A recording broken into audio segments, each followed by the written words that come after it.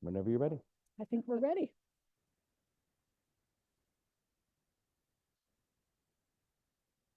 Okay, I think we're ready, everybody. I think we're ready.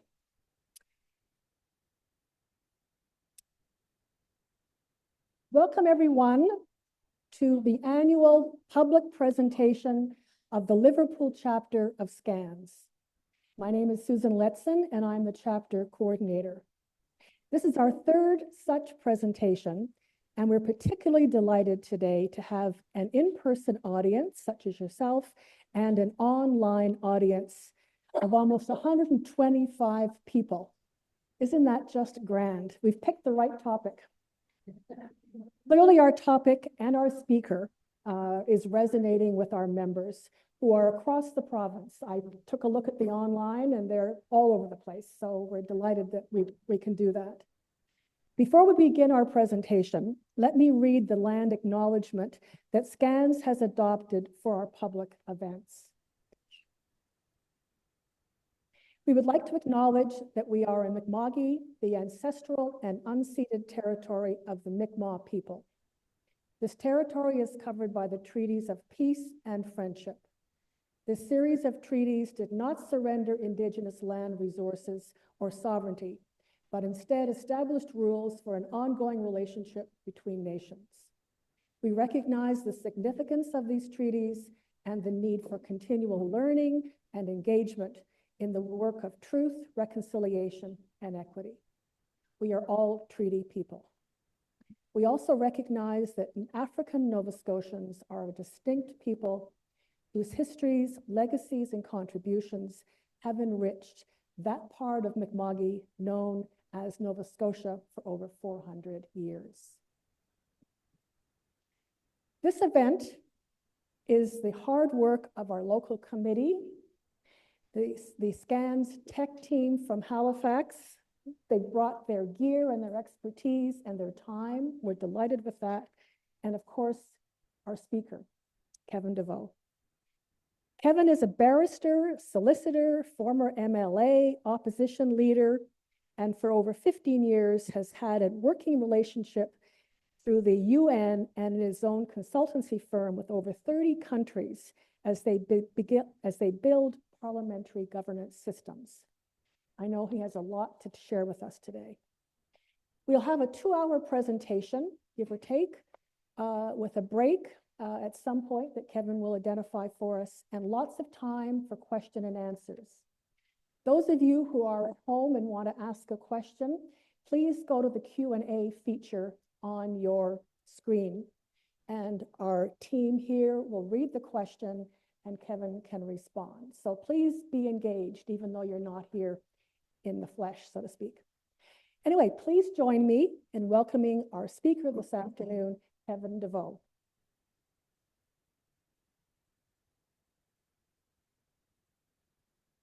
Thank you, Susan. Well, it's a pleasure to be here. Let me start by saying that. It's been a while since I've come down. I live outside Dartmouth in Eastern Passage, born and raised there.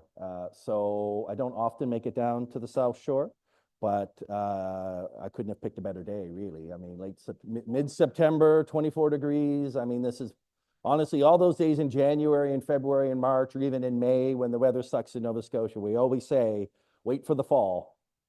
And today is one of those days, I think, even though technically it's not fall, I guess, but it's a lovely time of year to be here. So let me welcome you and thank you for the introduction. Just to quickly sort of add a couple of points just so that you get a sense of my background.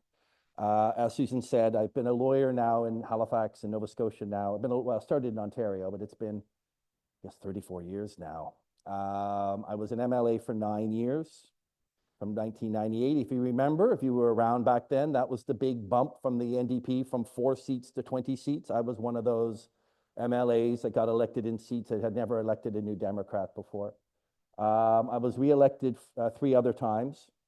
While I was still elected, I started doing some work overseas, basically going and helping other members of parliament, other candidates to try and sort of use the skills that I had to sort of transfer to them. And then in 2007, I decided, before the NDP became government, that I was ready to move on. So I ended up leaving and working for the UN full-time for 6 years. At the end, I was in New York as the global advisor on parliaments and political parties. In 2012, so the last 12 years, I stepped back. I started my own consulting business, but basically have continued to engage mostly with the UN as a contractor, but also some others, the European Union, the Swiss, the Australians, the British, the Americans, even a little Canadian work. Primarily working with parliaments. I've worked with more than 80 parliaments around the world.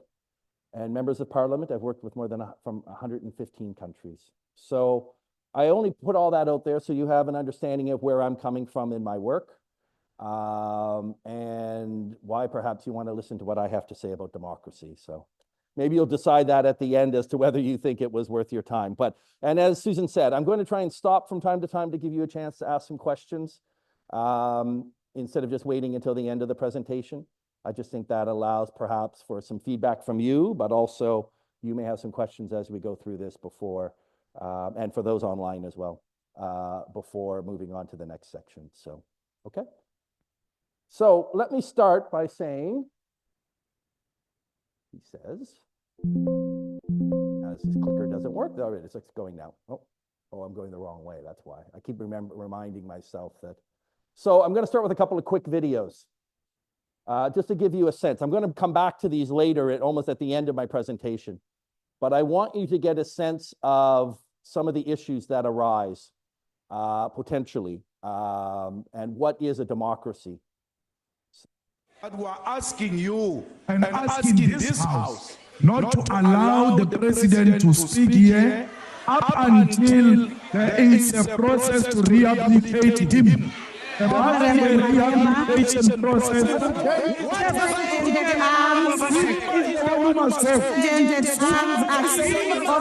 Honorable Johnson, Honorable Matsu, Honorable Musongo, Honorable Oza, and Honorable Mulauzi.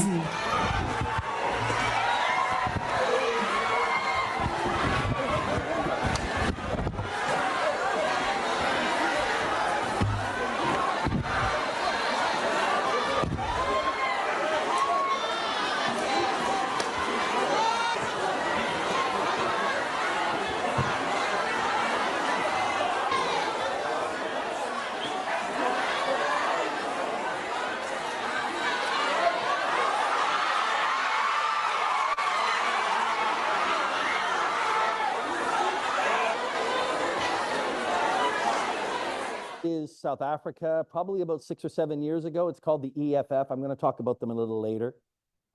They were an opposition party that broke away from the ANC, the African National Congress. But you can see they wear overalls. They don't wear the traditional suit. They, as I said, I'll get into it a little bit more. But I wanted to just there's another one I want to show you, but it's from the Georgia Parliament, Georgia in the Caucasus, the former Soviet Union. But just as a way of just sort of describing or sort of give you a sense of how democracy is perceived and how it works. Now, we don't have brawls in Canada, obviously. I say obviously, I mean, it can happen. But in other parliaments, it's something that's more common, and Georgia is one of them. So let me just show you this. This is from, I think, earlier this year. There was a particular bill that was being introduced by the government, and the opposition was unhappy with it. So.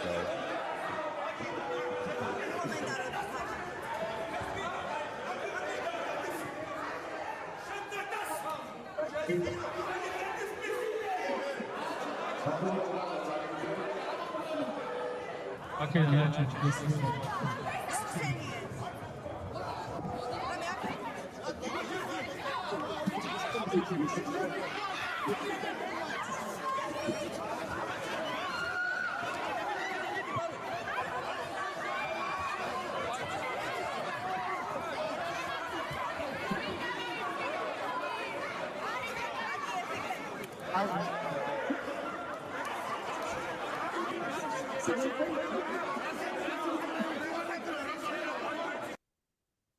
So that's Georgia and South Africa. By the way, last year I had a chance through my work to work in both of those countries with those parliaments. If you don't know Georgia very well, Georgia's actually an incredible country. Great food, great people. The politics, a little messy, but I'm going to come back to that. I just want to set the sort of table as to, because a lot of times we hear about democracy and what is it, but then we also hear about, politicians who don't seem to be able to get along. Is it getting worse? Is it getting better? These are some of the themes that I want to talk about today when we talk about whether democracy is in decline or whether it's in transition. So, but let me start with sort of a brief history of democracy. You out there may be even better able to, I'm not a historian, I'm not an academic, but just to give you some sense.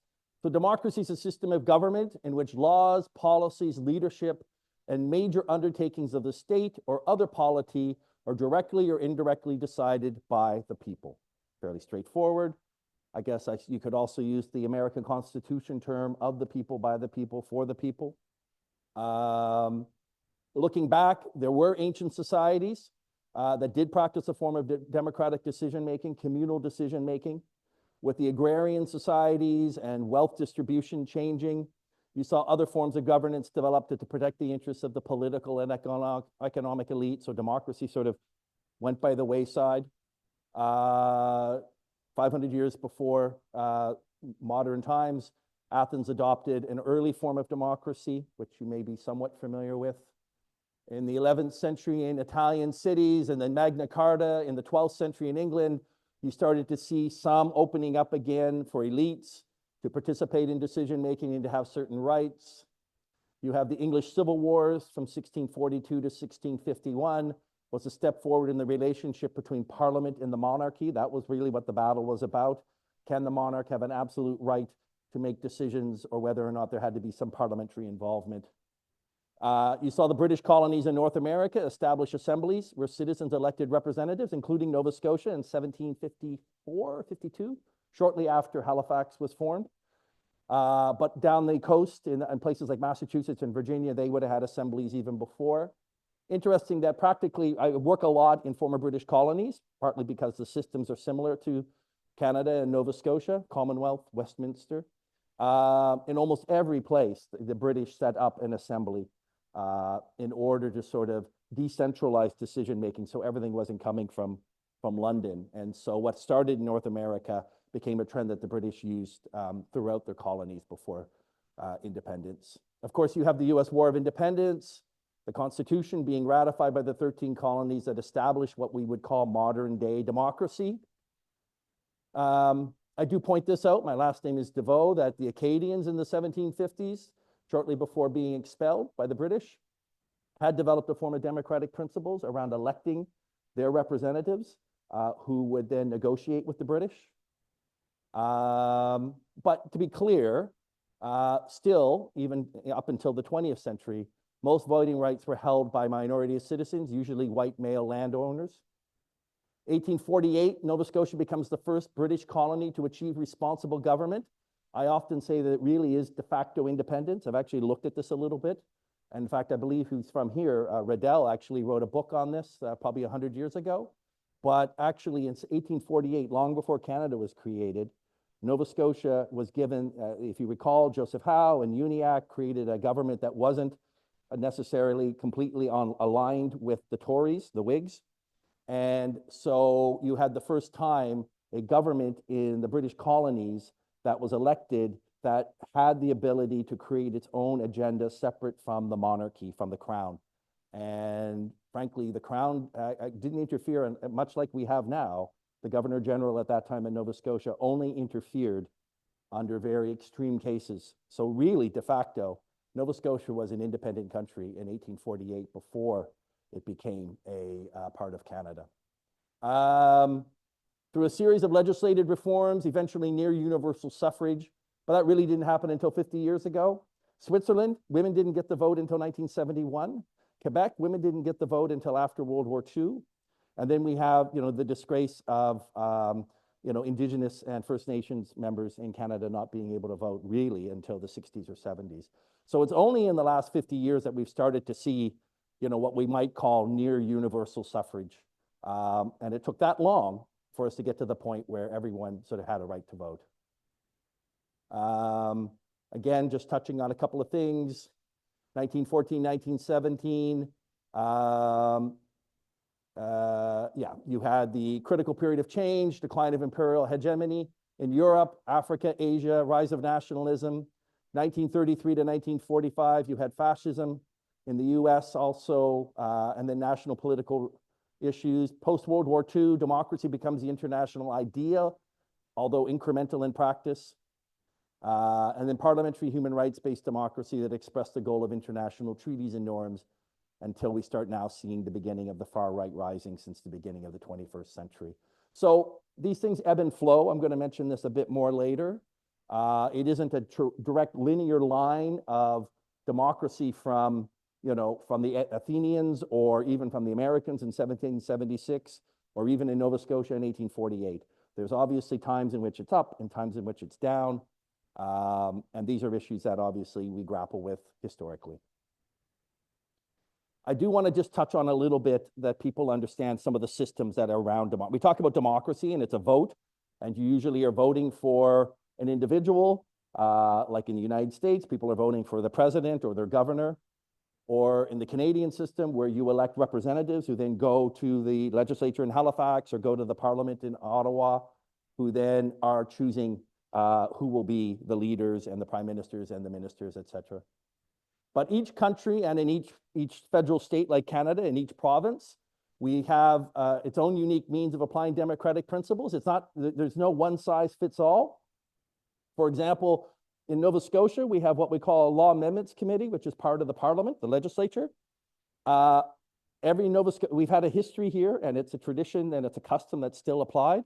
Every Nova Scotia citizen who wants to come before a committee and comment on any bill has the right to do that. And that's great. We would say that's democracy. Well, I'll give you two examples. Alberta, up until about 15 years ago, didn't even have parliamentary committees. So you didn't have the right to go and comment on a bill. That was all being done behind closed doors.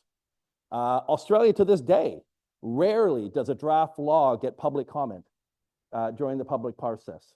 They basically have decided that that's not part of what they see as part of their democracy.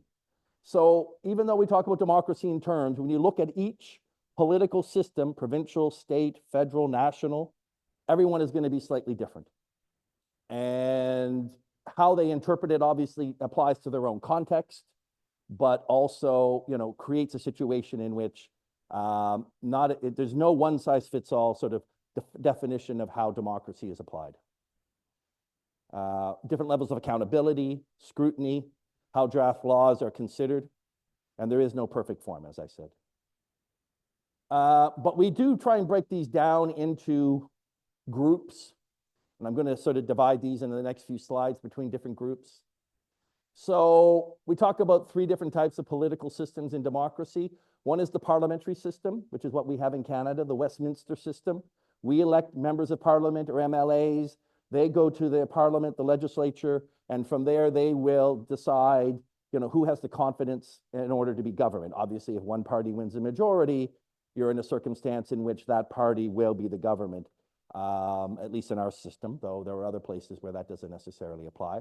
In Europe, that's the German Bundestag, by the way, the German federal parliament, the picture.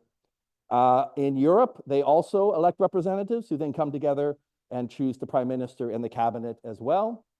So that system is one in which parliament is dominant. We elect members of parliament. They then decide who forms the government, and the government is then accountable to parliament. Presidential system, which you see in the United States, you see in South America, you see in the Philippines, there may be some other countries. You have a completely separate executive, as we probably, if you follow politics at all, and in the United States, you elect your governor, you elect your president. That's one choice. Separately, you're electing your representative who's going to go to Congress or the state assembly. And the two are very much separate. They have to work together in order to pass a budget, in order to pass laws. The president can veto a law from the Congress. Congress can overrule a veto of the president. But in itself, you have that balance between the two. Where in our system, the parliamentary system, it's much more about parliament being, in theory, the dominant side. But at the same time, clearly, we have in the last 100 years seen where if you get a majority government, parliament has a tendency to be sidelined by the executive, even though in theory they are accountable to them. And then the third one I put is what we often call a hybrid system. So in France, Indonesia, Serbia, for example, you have separate executive with some authority. The president is elected directly. The president will have a certain amount of authority over things like defense or perhaps foreign affairs, depends on the country. And then separately, you'll have a parliament where you're electing a representative, and that parliament will have a prime minister and a cabinet, and there's certain things that they're responsible for. If you follow closely right now what's happening in France, they had an election of the parliament back in early July.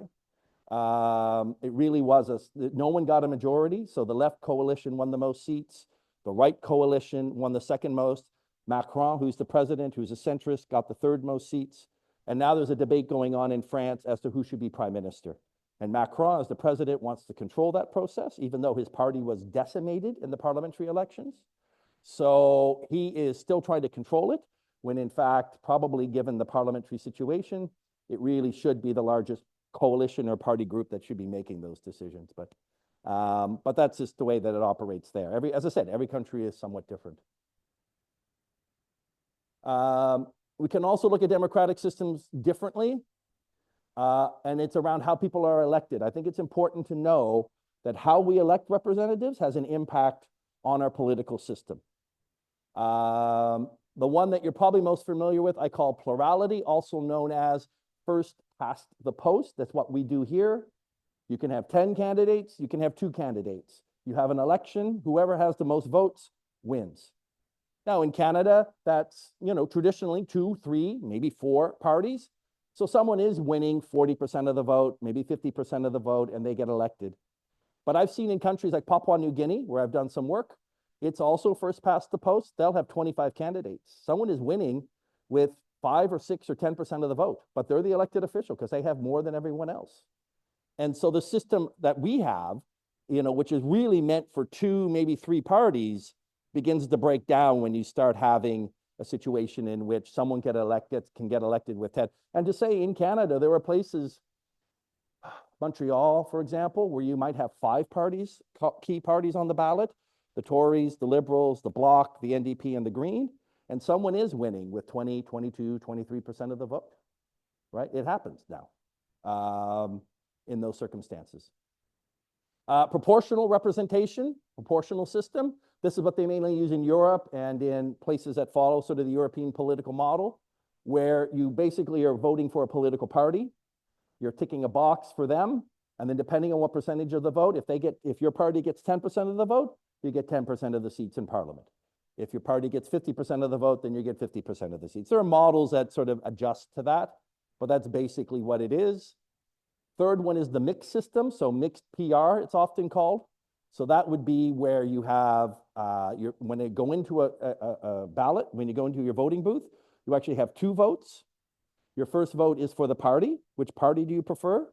That vote then will go towards the proportional, but then also you'll have constituencies where you're voting for the individual. And in those cases, you're basically using the first past the post system. Germany uses that model.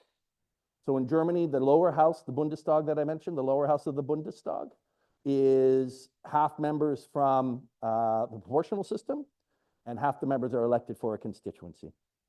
And and then the fourth model I note is the runoff system.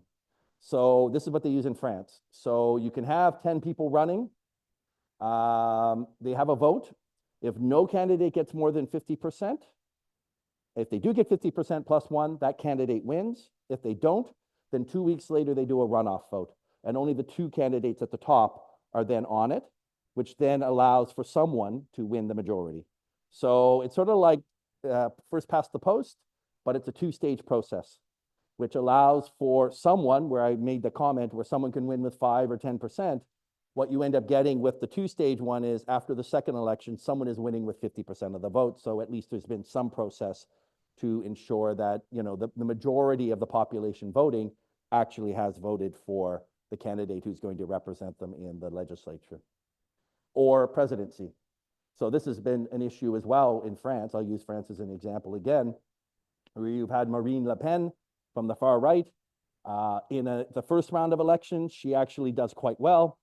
And then in the second round of elections, when it's her and Macron, or her and Poland or whoever was the candidate. Everyone else coalesces around the other candidate.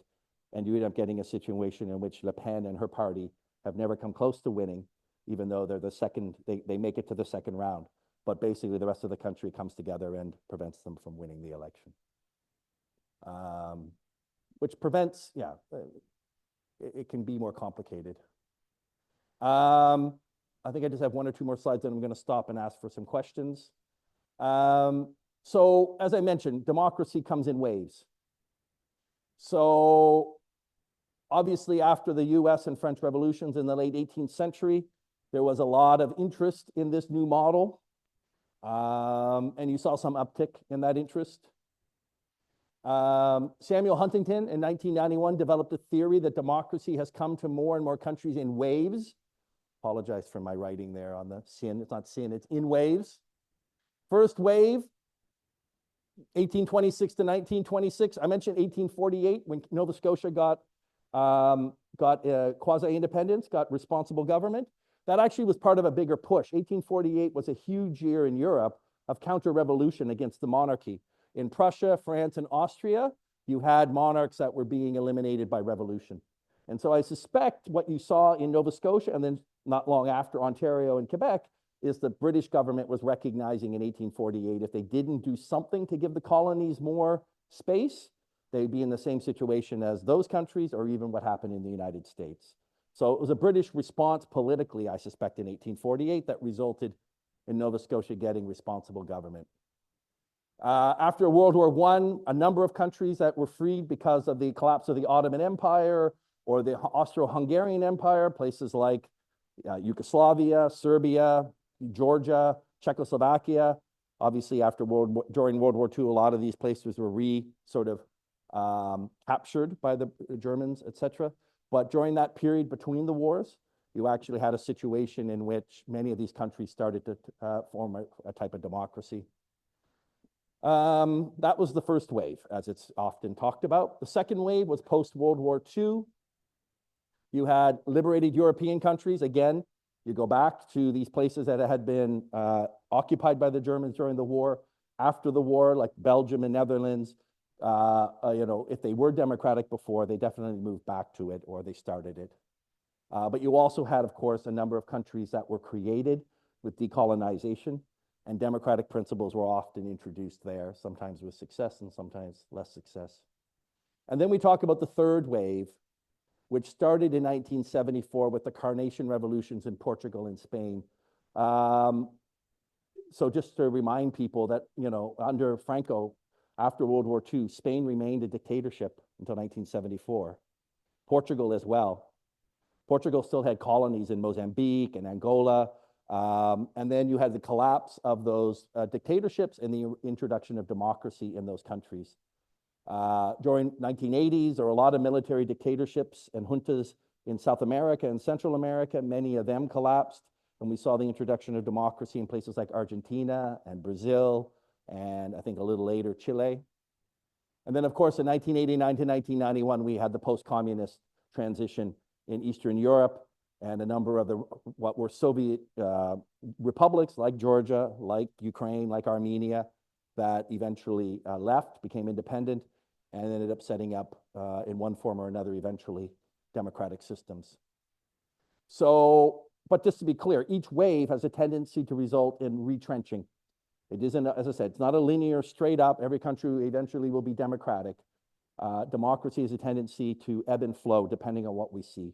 And these are some of the things I'm going to talk about as well during this presentation.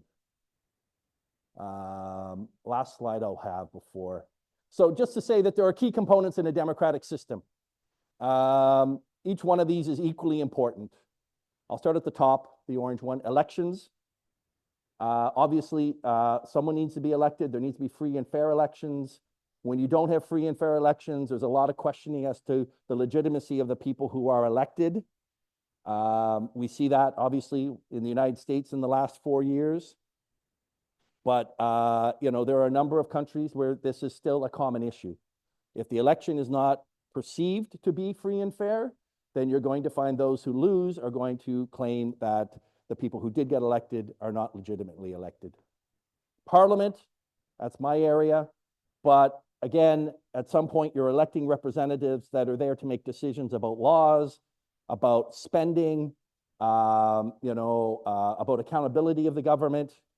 And that's where the role of Parliament is, as sort of being representative of the people, a deliberative body where decisions can be made. Third is judiciary.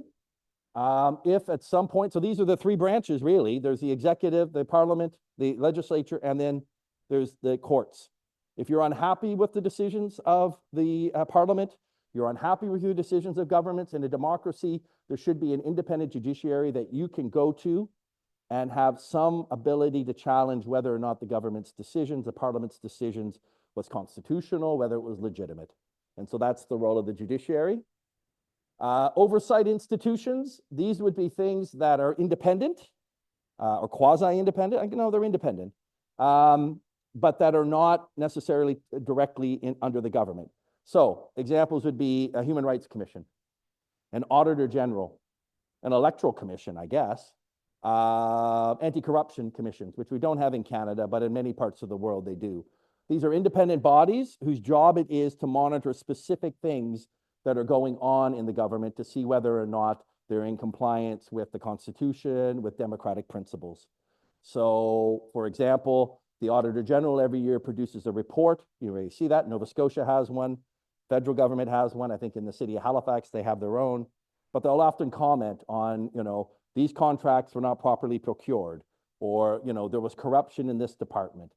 And so these are often seen, in the public as independent institutions that are trusted and are providing that kind of independent analysis that we can all believe in when we say the Auditor General's report says that the Department of Labor is corrupt in Nova Scotia, and here's why. That can lead to a lot of discussion around how to fix it. Civil society, basically those organizations that are not part of the government, non-government organizations that play a role in engaging in the public sphere. You have secular ones that are there to, sort of coalesce people either around an issue or around, some represent particular groups like CSOs, civil society organizations, NGOs that might represent women or might represent those maybe from more marginalized communities. But they do have a certain role to play as sort of an aggregate of public opinion and being able to challenge the government. Think, if you can, in Nova Scotia, one example, the Ecology Action Centre, which has been around now probably 50 years, but they work on environmental issues. But they're often the go-to group for the media, for the public, as one who is advocating for the environment and the ecology. If you didn't have that, a lot of those voices may not necessarily be heard. Since we're in a church, I will say that when we talk about civil society, there's also faith-based organizations, churches, synagogues, temples, mosques, and those perhaps umbrella groups that represent them, the people in those congregations. In some countries, they are often the most powerful civil society organizations, and they're also, in many cases, the only ones that have the freedom to talk in some places. Yeah, just give me 1 second. I'm just going to finish this. Media, obviously, all of this only is possible if we have independent media that's able to actually report and comment and do investigative journalism. One of the challenges we've seen probably in the last 15 years in social media is the collapse of what we would call old-style media, a lack of ability to, what was the one recently about obituaries? Used to be in Saltwire, right? And then they put it behind a paywall, and who knows what's going to happen. But everyone used to read the paper every day just to see who might have passed away. And now, that's transitioning and the impact that can have. Political parties, of course, are key to the process. I think I talk about them a little later, so I'm not going to touch on them too much. And then individual citizens have a role to play as well in, obviously, in a democracy, and we're going to talk about that. Let me just see. Okay, I'm going to stop now for questions for a few minutes. So, the gentleman there, you had a hand up, and then others, if you have questions, and then online, if there are questions. Go ahead, sir. Wonderful overview of variety and democratic systems in the nation. Can you comment on nations within nations? I'm thinking particularly of our own First Nations that don't have democracy more run on consensus. Mhm. Is that what you were referring to perhaps as a non-governmental group, equivalent to Ecology Action Center? How does a nation within a nation work within democracy? Right. Okay. That's a good question. So you can have nations in a country, in a sort of recognized, internationally recognized country, let's say Canada, or let's say UK even. So you have nations that are based on geography. You can make an argument that in a federal state like Canada or the United States or Australia, every province in some ways is its own nation, right? I'll get to your point around indigenous communities in a minute. But one way of defining a nation can just be, I mean, look at the UK. They call Scotland a country. They call Wales a country. In our language, in Canada, we would say, well, they're not a country, right? They don't have independence. They're more like a province, right? Even, I would argue they're not even a province, but that's a whole other debate probably. But the fact is that, you know, you do have these areas that are geographically defined and they're given certain authority legally because either because of legislation or a constitution, they have the ability to sort of manage certain things. So in Canada, provinces manage, you know, I was talking with a gentleman earlier about workplace safety, with the exception of sort of federal, the small area of federal jurisdiction. You know, it's provinces that manage that. The provinces that manage healthcare and education. So to some extent, they are nations. Now, to get to your point around the indigenous communities, they also have, and notwithstanding the acknowledgement that it's unceded and they have certain inherent jurisdiction and rights, but as we function as a society, there are still some legal frameworks upon which we're defining how they make decisions. Now, this comes down to an issue, I think, particularly in places out west, where you still have you have two forms of government. You have the government that's recognized by the federal government, that's elected council, band council, but then you also have traditional, you know, inherited titles. And how do you merge the two of them? I think that's still a work in progress, to be honest with you. But in those circumstances, you can still see where, and I forget the exact number of nations we have in Canada. I think it's more than 300. How many? There you go, 620. I was thinking 300, so I wasn't even close. But at some point, they somehow manage their affairs through some form of, you have the AFN, you have other, you know, there's regional ones. There's recently the story of the Grand Chief in Manitoba who passed away. I forget her name, Merrick, I think.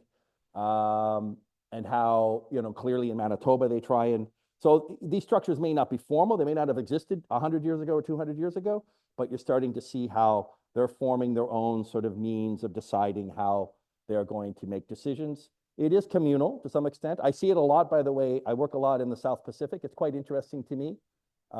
In Fiji, whether it's Melanesian culture, in Papua New Guinea and Solomon Islands, where they have, I don't think, historically much in common with North American indigenous communities, yet a lot of similarity around how the land is managed, around how decisions are made, and the challenges that are faced in that, right? You have people who go away to go to the city when they're younger, and they want to, you know, make their own way and eventually make their way back.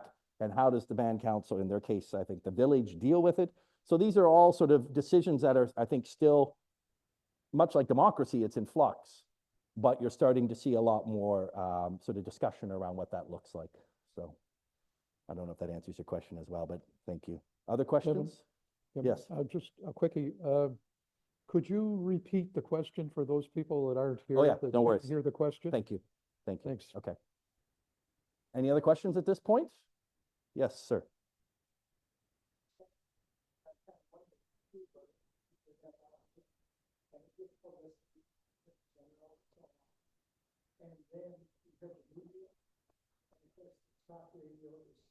Yep.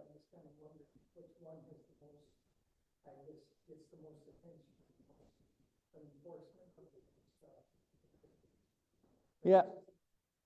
Yeah. Right. So just to repeat the question, you're asking, we have these oversight institutions like the Auditor General or the Human Rights Commission, and then we have media reporting on what they do. You know, what's the value? What's, you know, is there added value from the media? And if so, which sources, I think is what you're asking. Okay. Look, I think it's fair to say that that's obviously in flux. I mean, it used to be even, I mean, I said I left in 2007 when I was 40 years old. And at that point, social media wasn't around. The internet was there, but, people still looked to the newspapers, still looked to radio and television. And when an Auditor General's report came out, it was a big story, right? Because usually there was a lot of nuggets in there about challenges with how government was operating. They may have looked at one department, or they may have looked at it overall.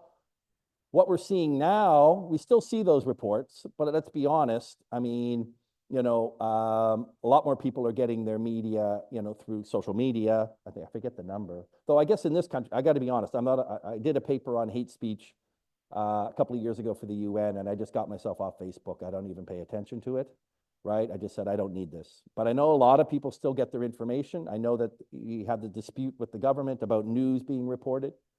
I think, one of the critical issues is that there's so much information coming at people, even if the CBC does a story about how the Auditor General, for example, hypothetically, noted that, procurement in Nova Scotia was resulting in, the loss of $1 billion a year in tax money to, fraud. It's really hard for that story sort of to stick. Do you know what I mean? Because it's local, because it gets drowned out by so much else in the media. I mean, I just think about, I on the way down, and I do most days, there's a channel in Halifax, 95.7, that has a call-in show at 11 in the morning most days. And it always just amazes me how much they all want to talk about Trump and the election in the United States.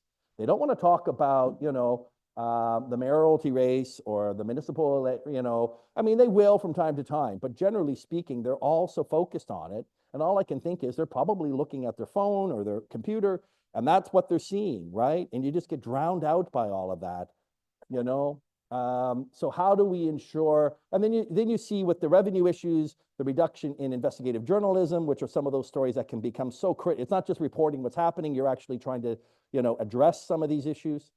But outside the CBC at the moment, which has their own investigative journalism unit, it's becoming weaker and weaker. And so people don't have the information. So it's there online. I keep thinking about Al Gore saying 30 years ago, information highway, it'll be there for everyone. But, having access to it doesn't mean people, first of all, know how to find it or how to use it when they see it. And I think this is one of the challenges we're facing in democracy right now. And I'm going to get to that in a bit. Around the issue of, just people having too much information, or what they do with that information, and how it impacts on how they perceive both their lives and how they perceive democracy. I mean, I think there's a lot of nihilism right now in the world because people are reading on, they're doom scrolling, right? They sit there and look at all this stuff, and then, they think the world's going to hell in a handbasket, right? And I'm old enough to remember that, even in the 80s and the 70s, we all thought we were going to die every day because there could be a nuclear war. And they think it's tough now. And I think, well, we sort of went on with life, right? We adapted to it. And some of the things you hear from them now, it just surprises me that these is how they perceive it. Anyway, sorry, that's a bit of a rambling answer. Do you mind if I go ahead, Susan. Go ahead.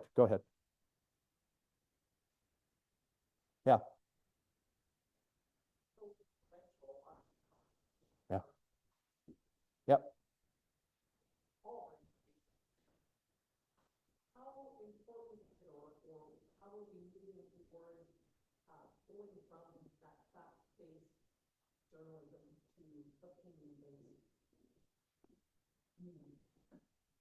Right. So just repeating the question, tell me if I'm correct on this. You're asking about how media has adjusted from just reporting the facts to now it's more about opinions and pundits and other things, right? Yeah, and influencers, yeah. People will tell you that that was an economic decision. Instead of putting a reporter in the field in, country X and having to report and answer questions, it's a lot cheaper for someone just to sit at a desk and, spew opinions. So I'm sure there's a lot of, sort of fiscal or economic decisions made by companies, or even, as I said, I mean, even, the state media like CBC has limitations, right? And, depending on the next election, it's probably even going to hit more limitations depending on who wins the government, right? Yeah. So I think that at some point we need, and this is one of the things I'm going to bring up as well. We've been through this before. We've been in situations where mass media has been, you know, the Wild West. It's been manipulated for political and economic gain, and we've overcome it. And I'm going to talk about that in a minute, I think. So I think we just need to understand that we're in a moment where this is happening, but that I think things can be adjusted. And I'm always an optimist, I guess. You might tell that from my presentation, I don't know. Susan. Comment about governments being elected by minority governments. I think that's an interesting thing. We've always thought majority rules, maybe it's not, it does. Your comment on that. Well, unless you're in Australia where everyone has to vote, mandatory voting, which I'm actually a big fan of. By the way, in Australia, they hold elections on Saturdays. You go to your local polling station. The local Lions Club or Kiwanis will give you, once you vote, you'll get a free hot dog or sausage. It's called a democracy sausage in a bun. But they all vote. Like 98% of them vote. The other 2% get a small fine, an $80 or $100 fine on their taxes. But almost everyone votes. So outside of those systems, you already have anywhere from 30 to 50% of the population that isn't voting. So everyone who's elected, in theory, is elected by a minority, right? So let's start with that. That one of the things that is a challenge is getting people to understand that, you know, democracy isn't just about rights, it's about responsibilities, and you get the government you do or do not vote for. But also to say that I think that it's all about legitimacy. If the system is not being gamed, if someone is winning in those circumstances, so I believe in the last 2 federal elections, the Liberals have, now they're minority governments, they haven't even got the majority, they didn't have the plurality of the votes. The Tories got more votes. And I think they only got like 32, 33% of the vote, yet they're the government, right? And they're the legitimate government. And, you know, outside perhaps a few people on social media or a convoy heading in the middle of winter to Ottawa, most people see that as legitimate. But one of the challenges, this is my point I think I'm going to make later, what my point will be that we're at that crisis point where people are starting to question, either because of social media that's challenging them to think outside the box, or whether it's just, you know, just their own sense of fairness, that the current system isn't working for them when you have those kind of things happen. So how do we adjust to that? Yes, it can be the electoral system, which I don't really get into here.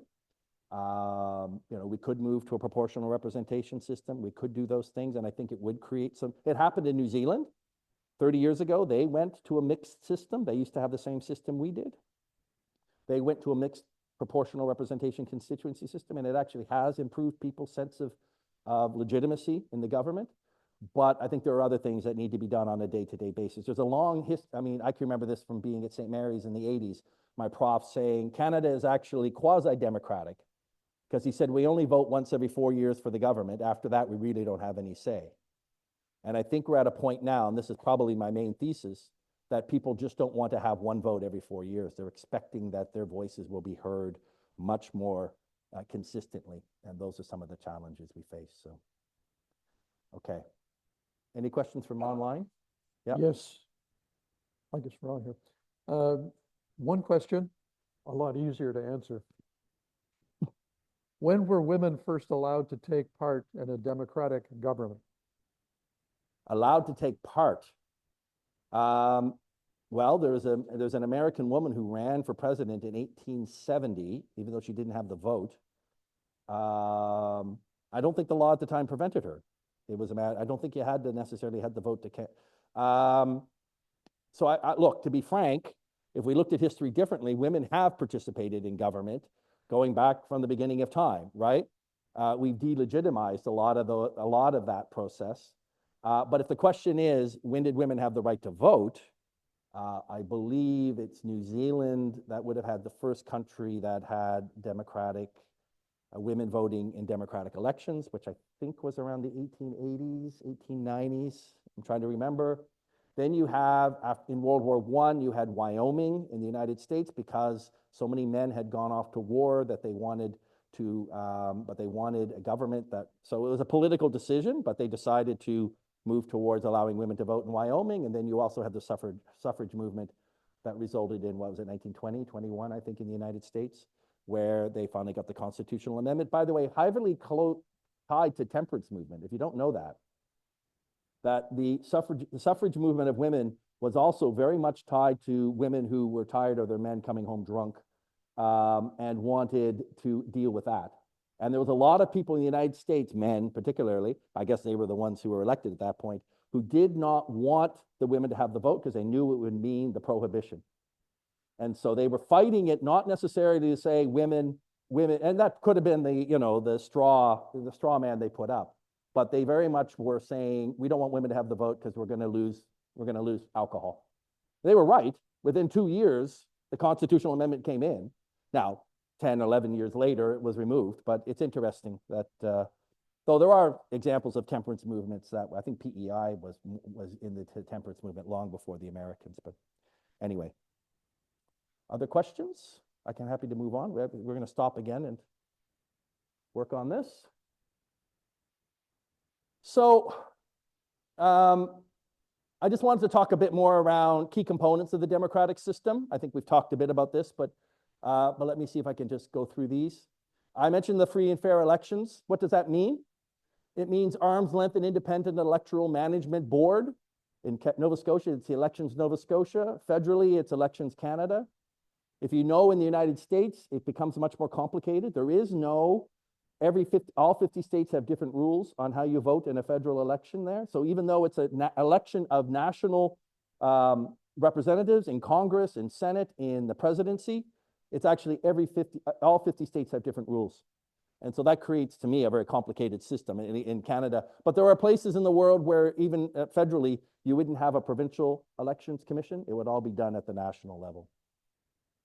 Having spending limits and financial accountability for election spending.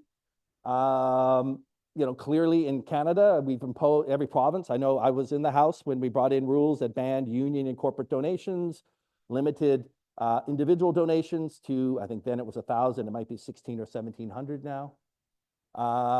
You have clear election rules that promote fairness. Some countries will have situations in which there's free airtime. Maybe that's getting a bit antiquated given current media, but where, and you may remember this actually, back the CBC on Sunday nights or Saturday nights after hockey, but also after the news, every party had 5 minutes. Do you remember this? They used to get 5 minutes to talk, free airtime. I think there was a federal one as well, but they used to be that they also had free airtime during elections as well. So those kind of rules allow for everyone to feel that there's some fairness. Open and transparent vote counting process. I know as an elected official that on election day, you would have someone sitting at every polling booth. So if you went in and voted at your polling place, there would be the clerk, there would be the deputy clerk, but then you might have 3 or 4 people over on the side, and those are representatives of parties. And their job was to be there when the vote was counted, to make sure everything was copacetic. It's actually dying off. Actually, one of the big worries I have about Canadian democracy is that, getting people to sit in a polling station for a day is becoming much more difficult. And yet we have situations in the United States, and I suspect it's going to happen in parts of Canada in the next election, where that questioning of the legitimacy of the election is going to result in some people showing up that are going to try and intimidate. And, we forgot what the real reason was. It's not just sitting there so they get a free lunch of chicken or whatever, or a sandwich. The point is that they're there to make sure that the system is actually working. And the odd time, I know from my campaigns even, you'd get a call and they'd go outside on their cell phone or whatever and call, and they would say, look, I think there's something funny happening here. And we'd send someone out. Oftentimes it was nothing, but that was the issues that you would have. And then timely results, making sure that the results come out, relatively quickly. I like the British model. If you've ever watched British elections for Parliament, they just had one in June or July. They take all the ballots and they take them to one central place and count them instead of doing it at each station. And then they bring all the candidates up and they announce which one wins. So you'll have the Prime Minister next to the raving loony party guy or Mr. Buckethead or whomever. But they all announce how many votes they got, and it's done right there. And then the person gives their speech. It's actually quite a lovely process. I suspect Canada, because of geography, it's much more difficult to sort of bring all the ballots into one location within a reasonable time, but it's interesting how they do it. And if I can be brutally frank, If I looked at the American system and said free and fair elections, I would say they don't have free and fair elections. The spending alone is just outrageous, and it prevents any real, let alone the two-party system, so on. I mentioned effective parliament, rules that promote public engagement. We're going to talk more about that. Active parliamentary committees with opposition input, access to information and analysis. This is actually something that's still not, I mentioned the budget office in Canada, which is actually a great example. But in many parts of the world, we have democracies in which the parliament is basically kept in the dark. The only information they're getting is from the government or maybe from NGOs. They don't have the ability to do their own research and analysis. And that results in basically a parliament that becomes subservient to the executive, and that's not good for democracy. Obviously, meeting regularly. This is where I think Nova Scotia does fall down, to be frank. In many countries, there's a calendar every year, and we're going to meet every month. We're going to meet every 2 months. We're going to meet for 2 weeks. We're going to take a break. You're going to go back to your constituency, but you know when it is. Here in Nova Scotia, it's up to the Premier whenever he decides he wants to call it, he or she, but it's only ever been a he here. And so he'll decide, we're going to call it in the beginning of September, right? Which he's done now. I think it's opened last week. And they'll sit for 3 or 4 weeks, and that'll be it. And then he'll go away until the spring, and he'll have a budget. By the way, in Nova Scotia, up until, I think, 1993, when it was the Buchanan's time and before, they only met once a year. They'd meet for the budget in the spring. There was no fall sitting. So they'd meet for 5 weeks a year. There'd be question period, and then they would go away, and then the government would be able to do whatever it wanted for the next 9 months, 10 months, 11 months before the next one came up. So, so there's progress. At least we now have 2 sittings a year. But there are other ways of doing it. Meaningful efforts to include marginalized voices. I'm going to talk about that as well. Judiciary. So this goes back to my little circle. These are sort of talking about these each in a little more detail. Ensuring the rule of law is upheld, enabling citizens to hold government to account through an independent arbiter, robust civil society. Again, I talked about this a bit, so I'm not going to spend too much time on this. But there is a symbiotic relationship between civil society and government. They hold the government to account. If they're not happy with government, they can motivate their members, they can motivate the people they represent to try and influence government decisions. Yet oftentimes I find that they also have information and knowledge that the government and the parliament and the MPs can actually use. But you need to balance that relationship. And then articulating the needs and wants of citizens. I've seen many countries in which the opposition was quite closely tied to civil society. When they were in opposition, they worked together because they were opposed to the government. Then when the opposition wins, they suddenly have amnesia and they forget about the civil society because now they're in government. It's like, that doesn't, I mean, we don't want to hear from you.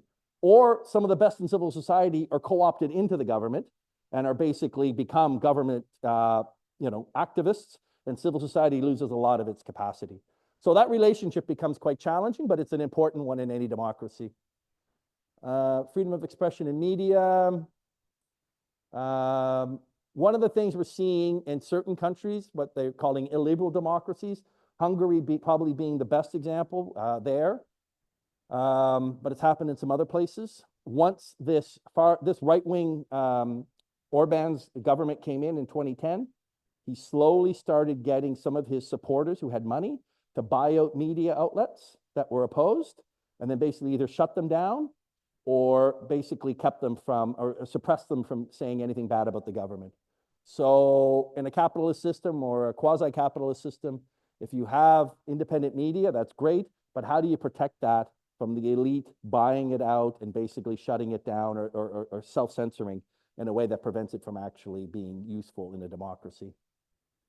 Balanced political parties. I say this, I was telling someone earlier, I teach every year at McGill, members of parliament, and one of the courses I teach is the role of a political party in parliament or in a democracy. And one of the things I brought up is it's like the Goldilocks. I say you don't want it too strong or too weak. Political parties need to be somewhere in the middle. And there's great examples around the world that I'm happy to talk about if someone wants to ask, of where the parties are too strong, and as a result, they dominate the system, and it prevents real democracy from occurring. But there are also places where it's too weak. In the Pacific, where I do a lot of work, that's actually a real problem. And so it's hard to have stable government because they're collapsing because the MPs don't feel any discipline towards a political party. So you need to find that balance between the two. Obviously, you also need a situation in which party financing is open and accountable. You want to know who's giving money to the party and where their money is going. I mentioned the oversight institutions.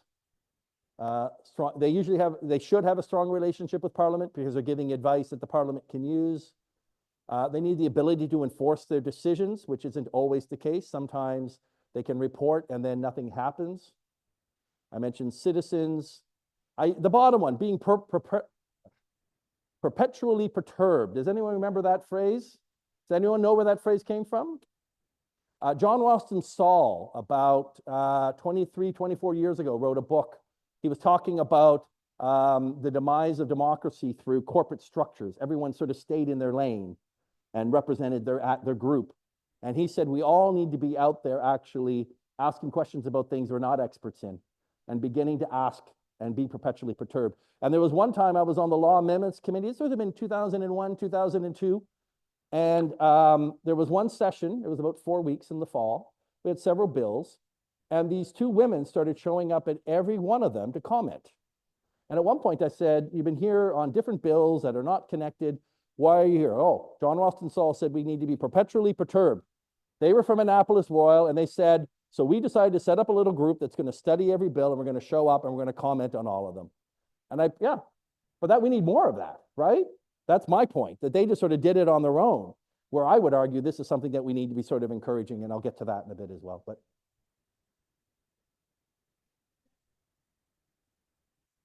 oh, I'm pressing the wrong one, sorry. Okay, so what has happened more recently? Why are people talking about democracy in decline? Well, let's go back a little bit. In the 1990s, this is Francis Fukuyama. He talked about the end of history, which now most people sort of laugh at. But after the end of the Soviet Union, a lot of people thought there was a great opportunity, as George H.W. Bush called it, a new world order. There was an opportunity for us to talk about the expansion of democracy and us all working together, and the Cold War was over, and it was no longer a bipolar world. And maybe that was the nirvana we were aiming for, but in 2000, we saw the change that happened. And I'm going to get into each one of these, so let me just do that now. I'm going to start this one with a bit of a story, considering yesterday was September 11th. The first time I did this work overseas, working with politicians, I was in Kosovo. I landed on 9/11, September 11th, 2001.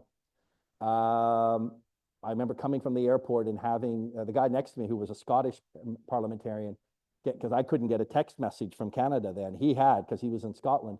And that's when he told me that the planes had crashed. And it sort of, we were working for an American NGO, and everything sort of went obviously very differently than we expected. But the night before, I left Logan Airport in Boston and went to Kosovo through Switzerland. If you recall, the two planes that crashed into the Twin Towers came out of Logan. My wife will still tell this story to our friends. I called her when I got on the other side of security at Logan, and I said, the security here is horrible. And if you ever experienced an American airport before 9/11, they let everyone through, basically, right? And so it's the irony that I noted the lack of security 12 hours before those guys got on the plane, right? But what's been used in my mind, obviously the Americans suddenly became very interested in security, as they rightly should, given what happened. But you end up having a circumstance in which security became dominant. Maybe that was partly the government at the time, but you saw, even today, you're seeing, this shift towards security. Even the UK, a couple of months ago, when they had the riots, there was a move towards using facial recognition to identify these people. And there was a big debate going on in the country as to whether, where's the line? We're going to do that for this, but maybe the next time it's a legitimate protest. And are we going to also use it for that? Obviously, places like China that aren't democratic have no qualms about that sort of thing. But the fact is that we moved towards security, and we didn't put in place any guardrails that sort of protected rights at the same time. So we moved in this way that said security is prominent, and as a result, it created a fear, I think, in the public, which is still part of our sort of, how we sense democracy. Are you looking after us? Can you, are we safe? But at the same time, there was this acceptance starting at the top, going down, saying, well, maybe we need to give up some of our freedoms in order to have security. And I think that's had an impact in the last 23 years now on how we perceive, and we had perpetual wars. You had Iraq, you had Afghanistan, now we have ones that we maybe aren't directly involved in. Now, Canada wasn't involved in Iraq, but you get my point. But we still have wars in which we're very much, very much engaged in. And I think these are issues that clearly, do have an impact. And I think that's where 9/11 and that sort of security apparatus, was a key point. Yeah. I wasn't sure that's something you do. Do you do a break? I didn't realize it's only an hour already. Oh my gosh.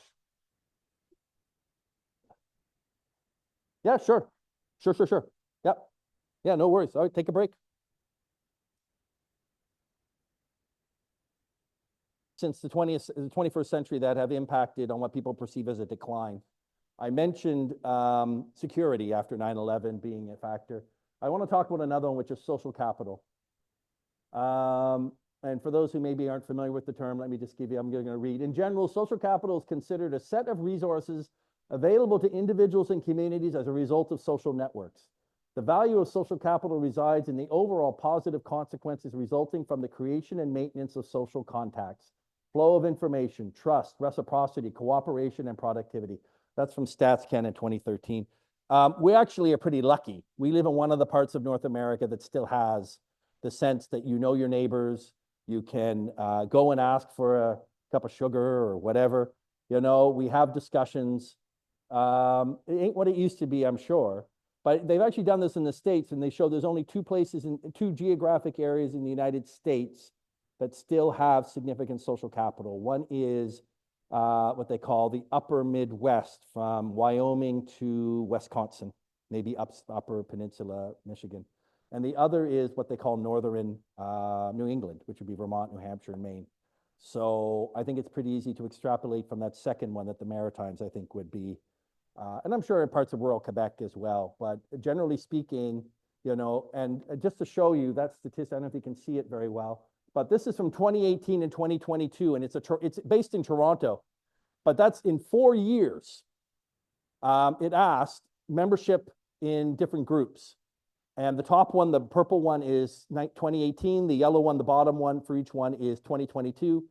Religious affiliation down from 20 to 18. Sports from 26 to 18. Cultural, educational, or hobby from 28 to 17%.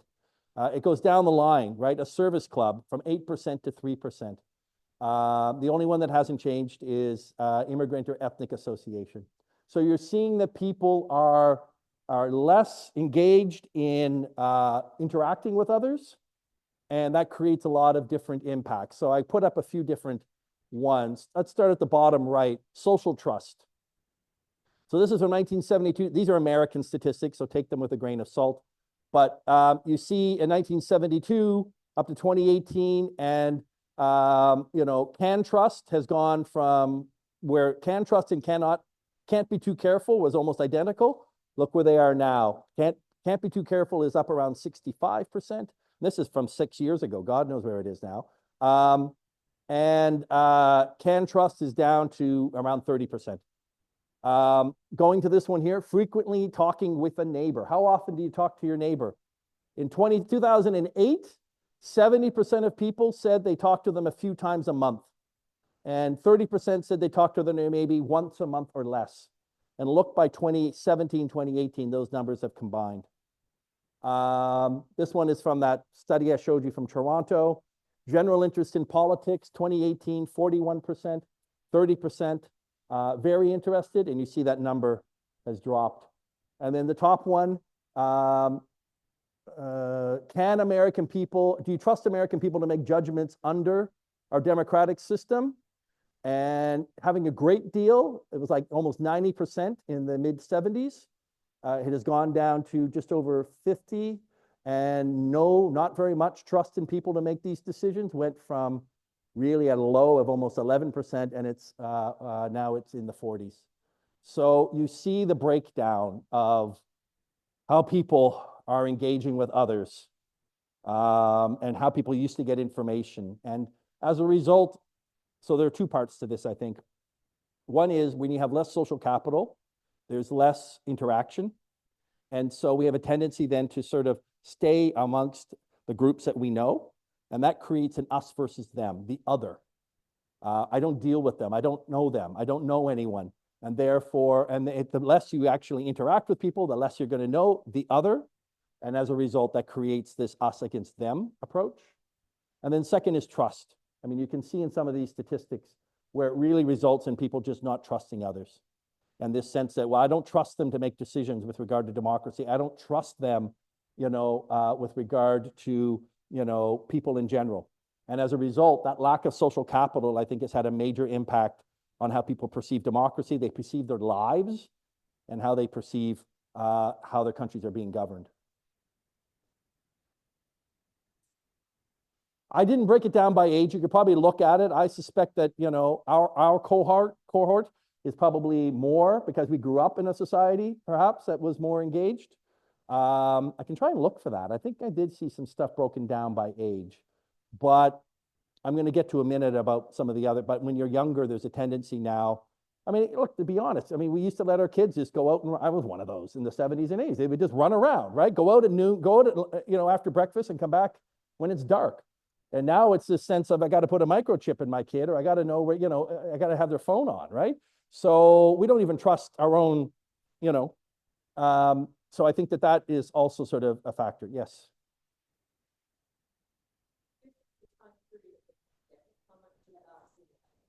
Yeah, look, I mean, you say that, but I mean, those trends were going from 2012. Interesting, social media came out in 2007.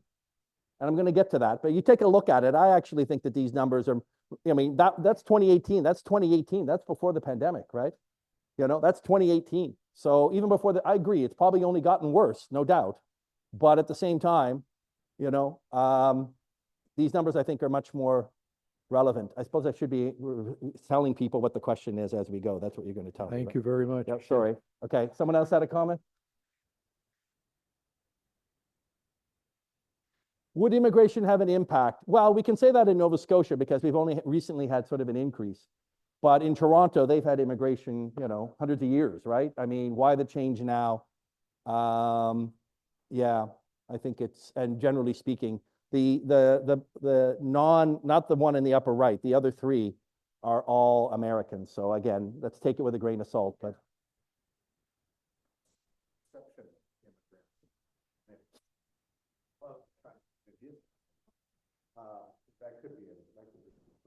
So that's interesting. You say now what comes first? Trump is able to manipulate the population to fear immigrants, or the lack of interaction with other people creates a distrust that he's able to then leverage, right?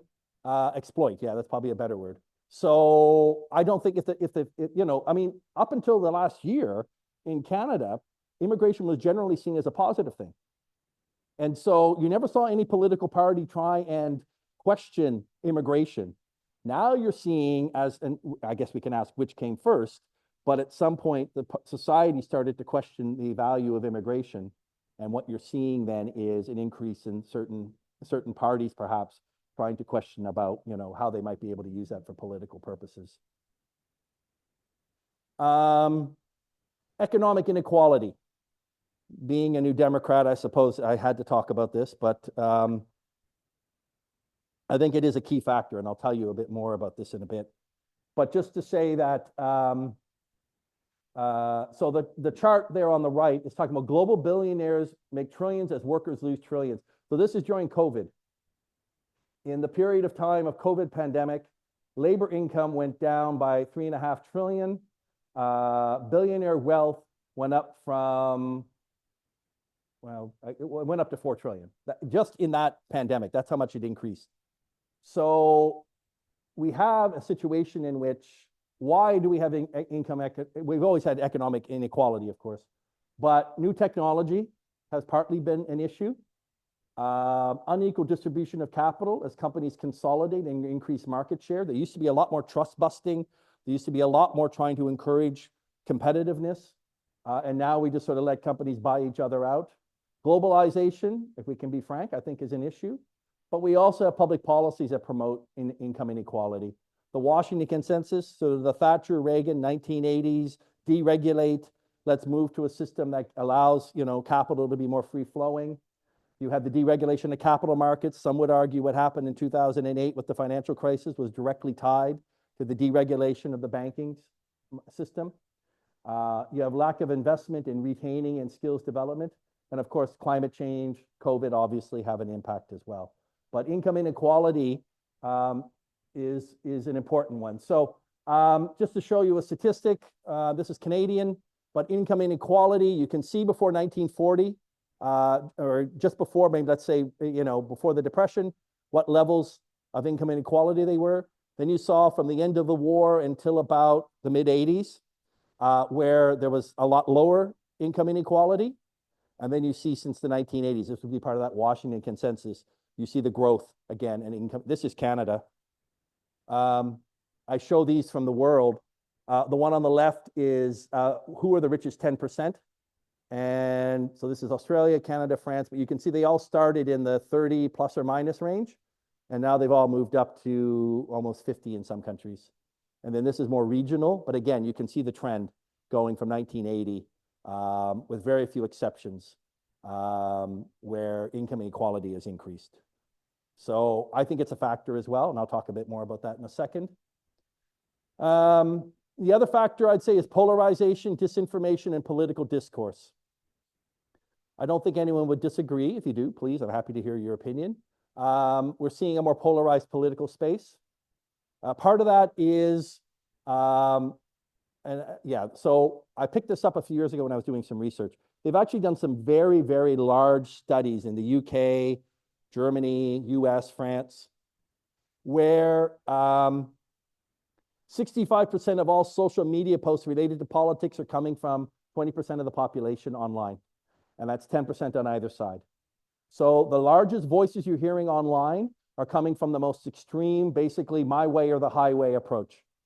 And as a result, that's creating what they call the Overton window, which is basically to say there's generally sort of a sense of what is the norms in politics, what we will accept as policy or ideas, but that if you start to introduce ideas on the extreme, you can move that window so that extreme ideas become ones that are acceptable.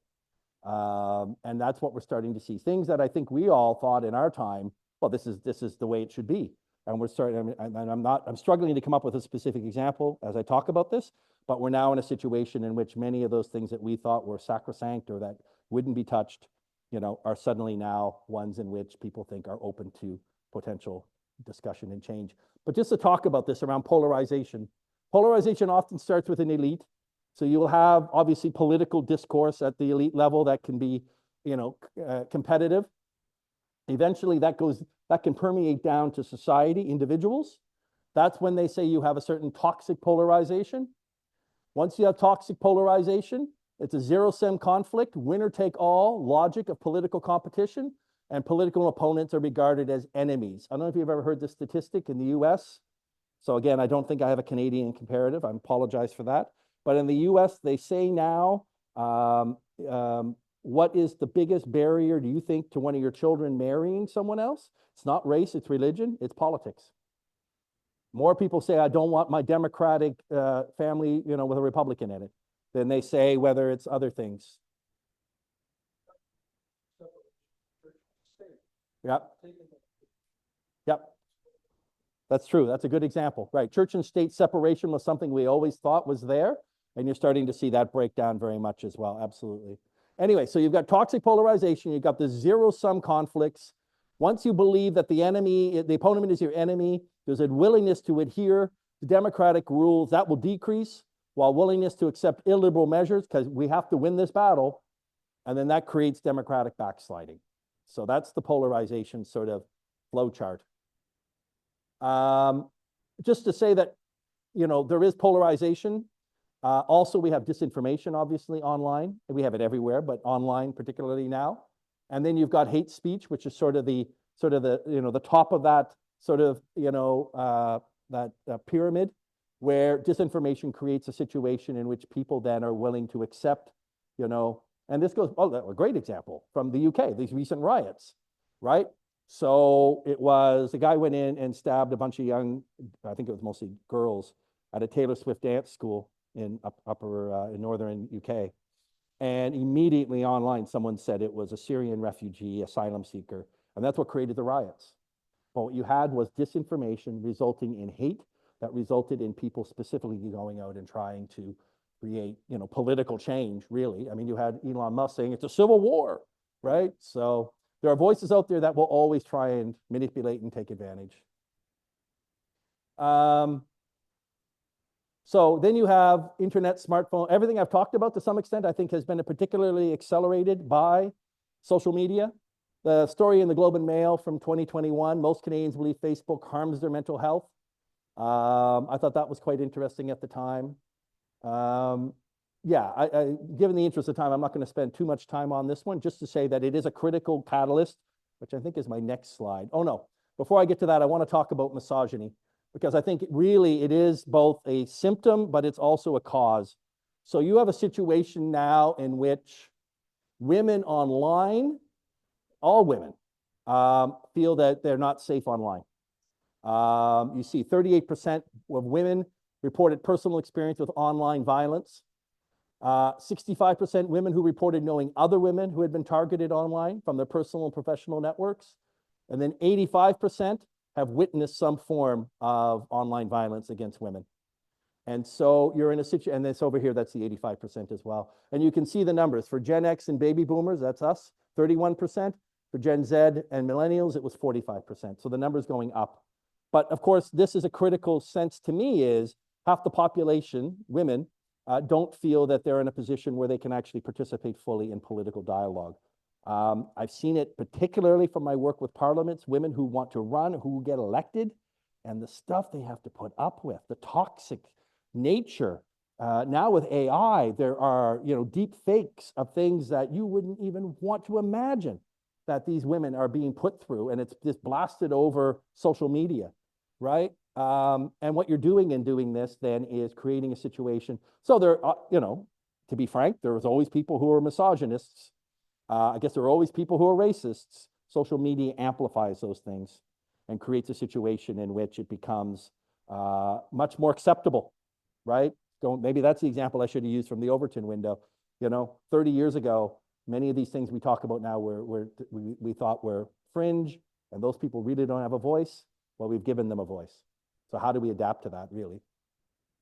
This one is more focused on parliamentarians and journalists, but just saying that, significant proliferation in the past 25 years, misogynistic hate speech can serve both to discredit women electoral candidates and to stoke distrust and lack of confidence in women decision makers.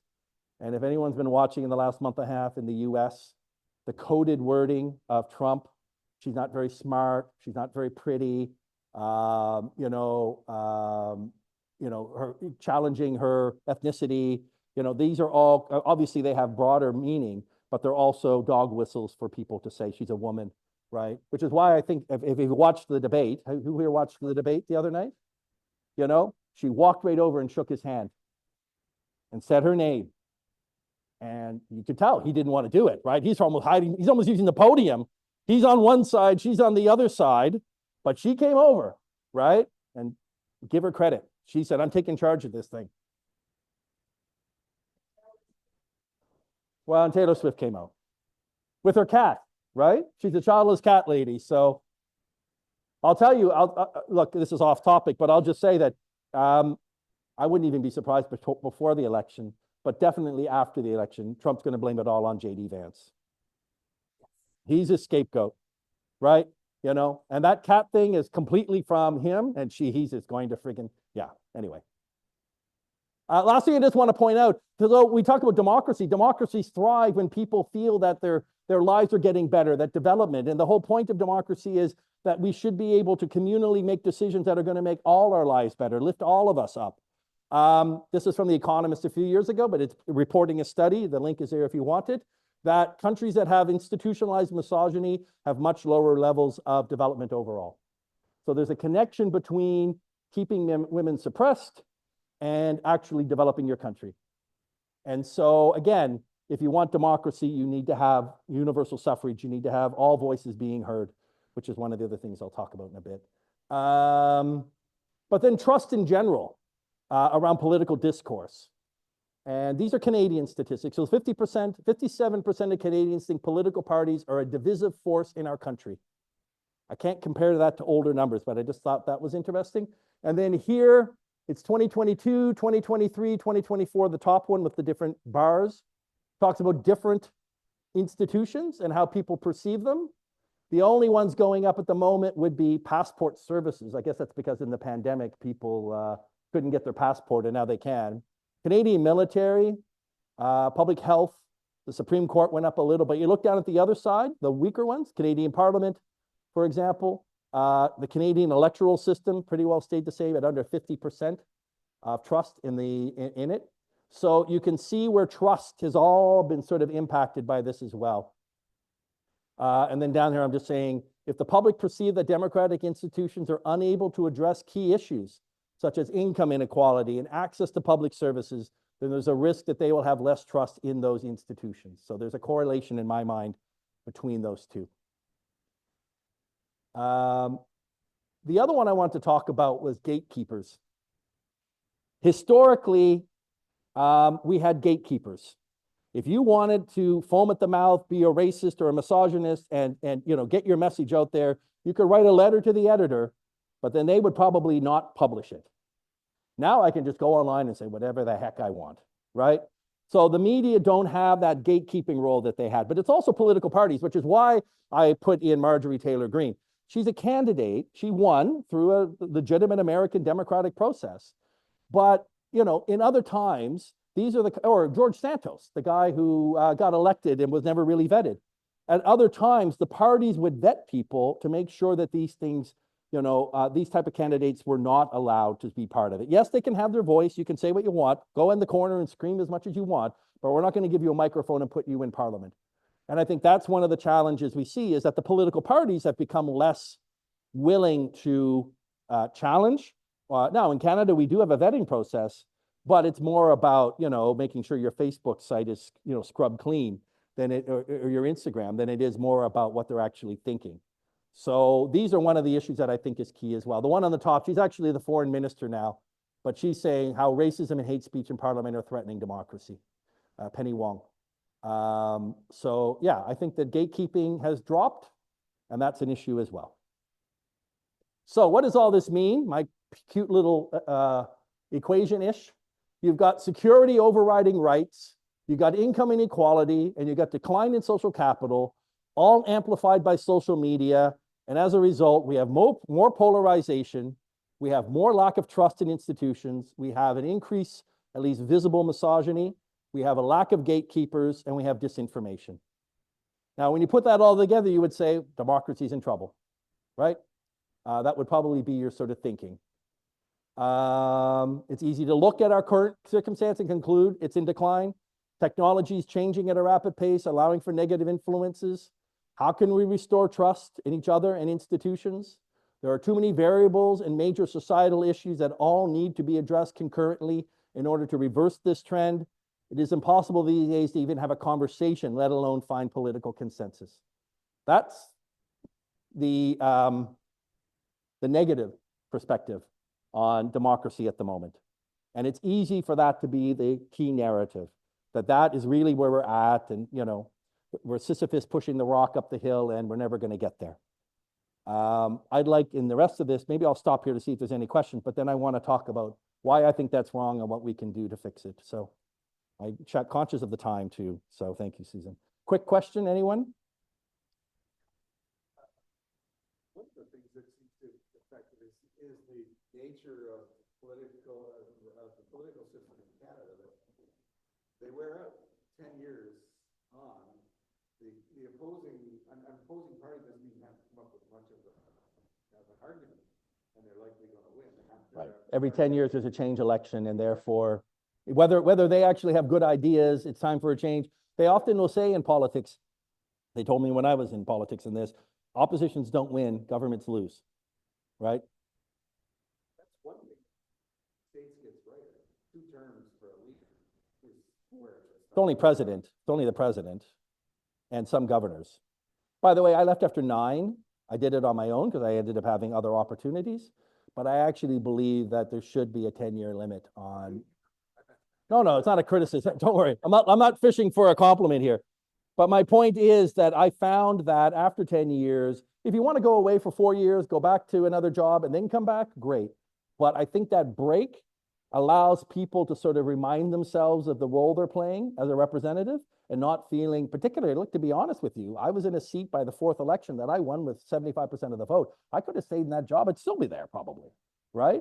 But, you become part of the furniture at some point, right? You're the one defending what's going on and not necessarily questioning what needs to be questioned. So I agree with limits, but I know that I'm an outlier on that in the Canadian system. So, okay, let me just try and, I know, again, conscious of time. Oh, sorry. Yes. There are 2 questions Yes. from our audience. One is more a comment. By talking, in quotation marks, can you include email?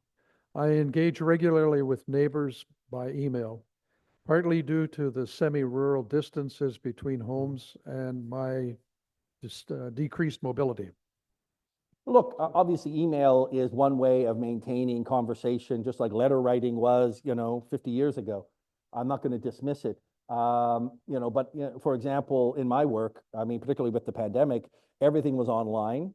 And I can assure you from my sense that in-person contact has so much value that when we talk about social capital, yes, you can do it online, but if that's all you're going to do, I think that, again, trust begins to be sort of diminished. So the more, if there are accessibility issues, disability issues, of course, whatever we can do to ensure that people have that level of conversation, if you're in a rural area, but, historically people lived in rural areas and we had town hall meetings and we had church congregating on Sunday, right? You had Sunday school. And so there were things that were there that allowed people to still have some sense of connection that I just think have diminished of late. What was the other one? The second one is, according to the chart of income gap between rich and poor, I think Europe was one of the least affected. Yeah. In some Scandinavian countries, isn't there a limit on how much a CEO can earn compared to the workers in the country?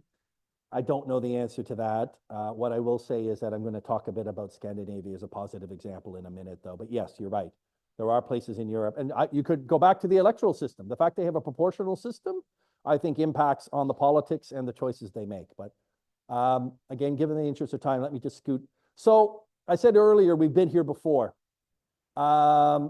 We've had mass media, newsprint in the 1800s, yellow journalism. The Spanish-American War was started because of yellow journalism. The USS Maine was not sunk by the Spanish in Havana. It was actually a boiler blow up. But in New York City, they wanted to sensationalize it to the point where it ended up resulting in the war being started. And that was near the end of yellow journalism. Yellow journalism, once they got cheap newsprint, everyone started reading newspapers. And that ended up resulting in a lot of sensationalized disinformation going on. Film, Birth of a Nation. Are you familiar with this film? It was basically a pro-KKK, anti-Black film. It was, by the way, in 1915, it was the only film, it was the first film to do modern film distribution. Before that, films were usually, 5 or 10 minutes, and they would put a sheet up at the vaudeville, and they might show it, or it was a Nickelodeon. They actually went state to state in a dog and pony show, and they actually showed the film for 4 or 5 days in any town.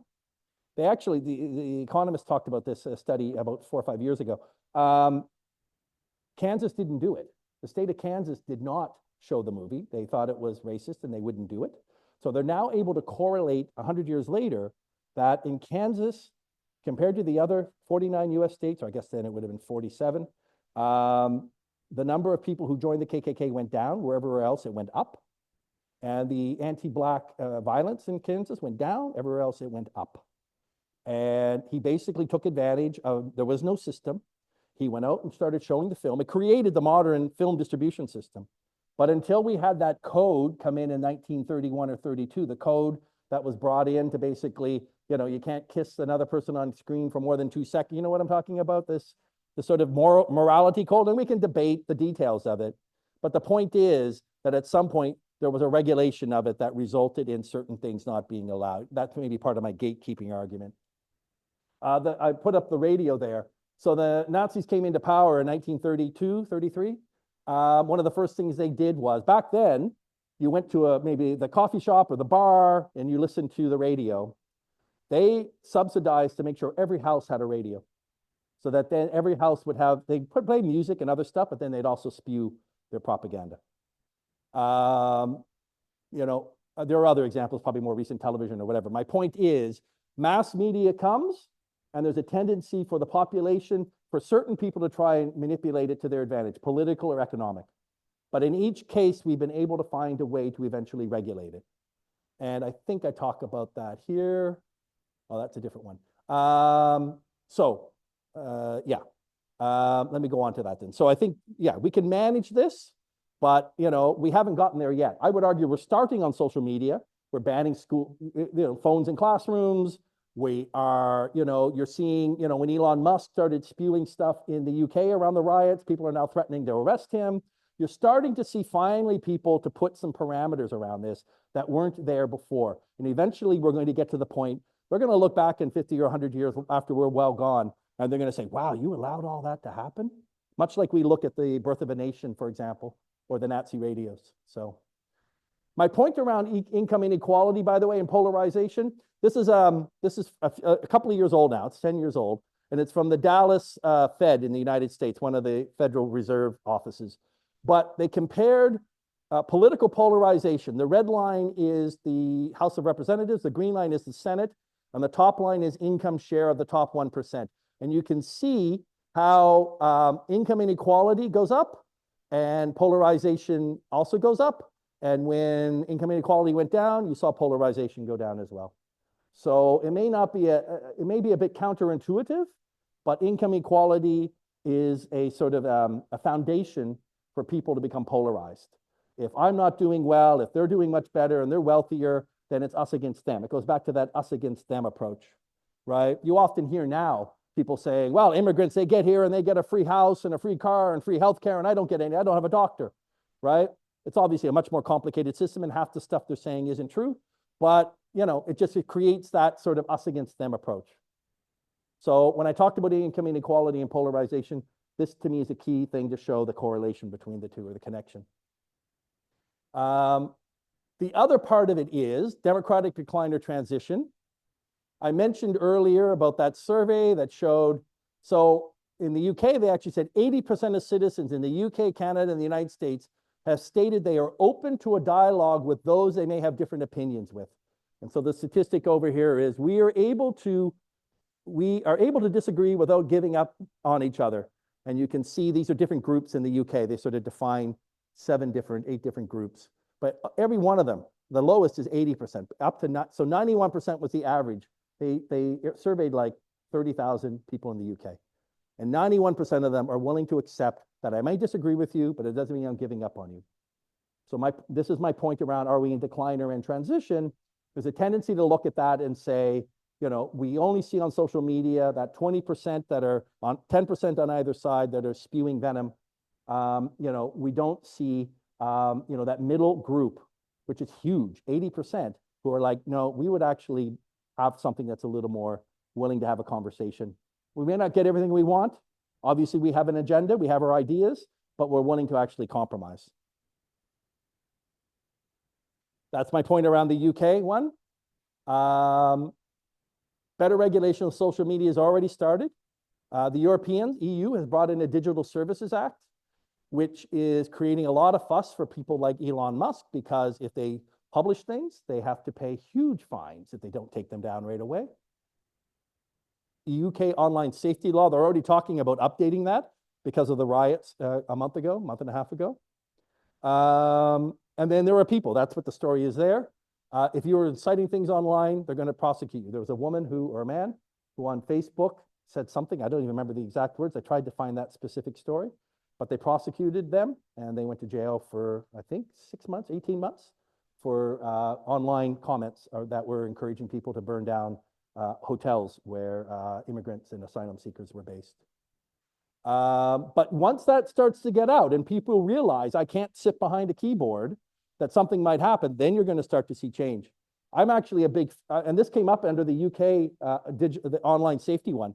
They didn't in the end adopt it, but they were actually debating in the parliament about whether they should get rid of anonymity. You should have to actually put your name next to everything. And someone's like, well, you know, a whistleblower. I'm like, there's other ways of getting that information out. But as long as we have internet and social media where people feel they don't have to put their real name down, then you're going to get a lot of people starting to, you know, it changes people's attitude with regard to. And again, if you reverse income inequality, even back to the numbers from the 1970s, polarization will decrease. And as I said, the vast majority of citizens want political compromise and public policy that reflects broad agreement. So again, maybe it's the optimist in me, but I look and say, we can look at the negative and see where things are, but there are nuggets of where we can move forward. These are just stories from this year.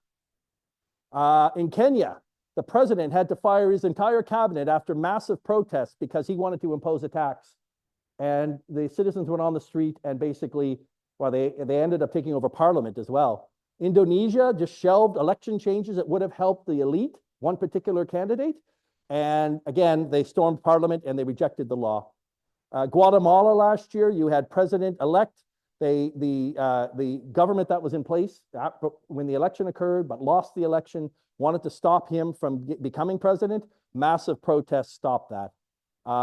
This is the one in the UK. We talked about the riots, but then there was a massive move against the riots of other people who came out on the streets to basically shut them down. And then only a month ago, Sheikh Hasina, who was the prime minister for a long time and basically moved to become a one-party state. Eventually, people got so angry because the system was so rigged in her favor that they went out on the streets and she got on a plane and got the heck out very quickly. And her whole government collapsed and so on. This is from 2019. So this isn't something that's just happening this year. I think the pandemic put a pause on it. But Armenia, you may not know, so former Soviet state, had a revolution in 2018, 2019. Actually, it's become a democratic state now. Chile, someone raised this in the break. They had a bunch of protests in 2019. It started over an increase in subway fares, and it ended up resulting in basically the government having to agree to constitutional change. Thailand, it didn't work out so well in Hong Kong so far, but you had massive protests over democracy.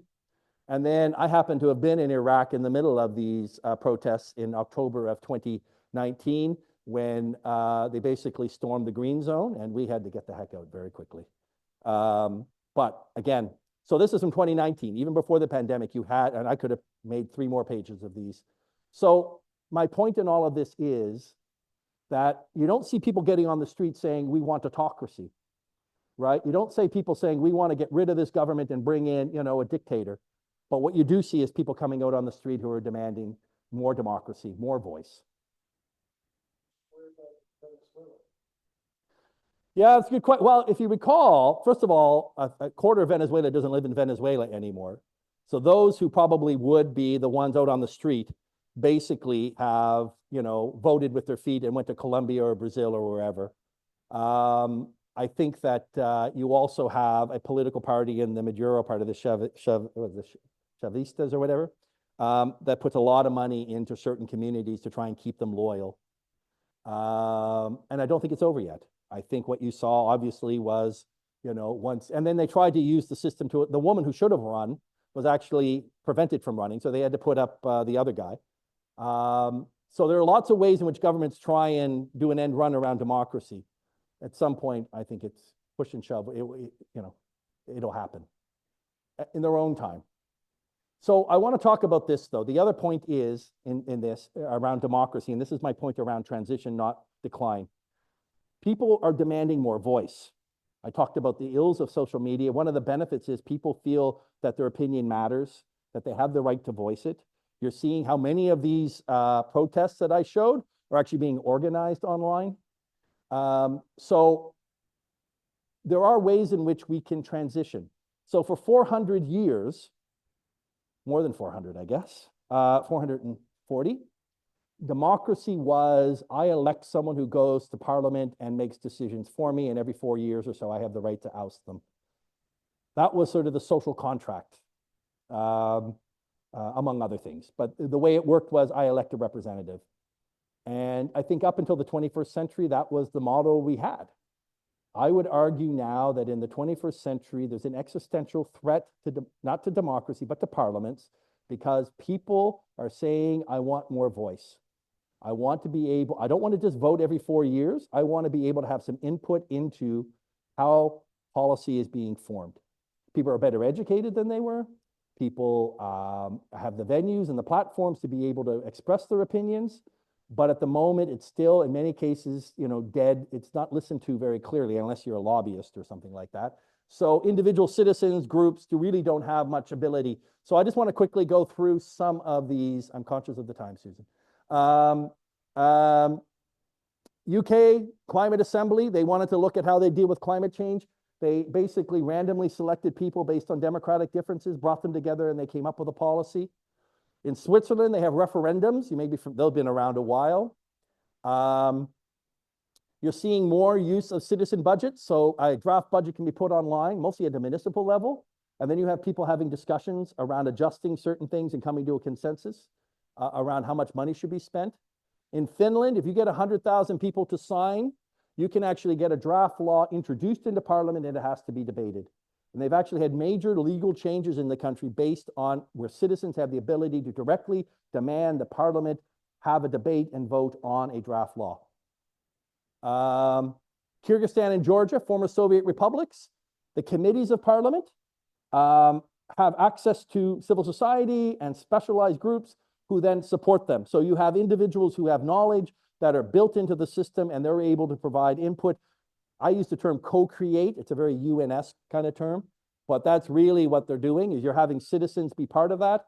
You also have in Serbia and Sri Lanka, where ex officio membership on parliamentary committees for youth and NGOs. So you're starting to see more and more where societies, parliaments particularly, are creating space. Instead of thinking, you elected me, I go into this building, I decide.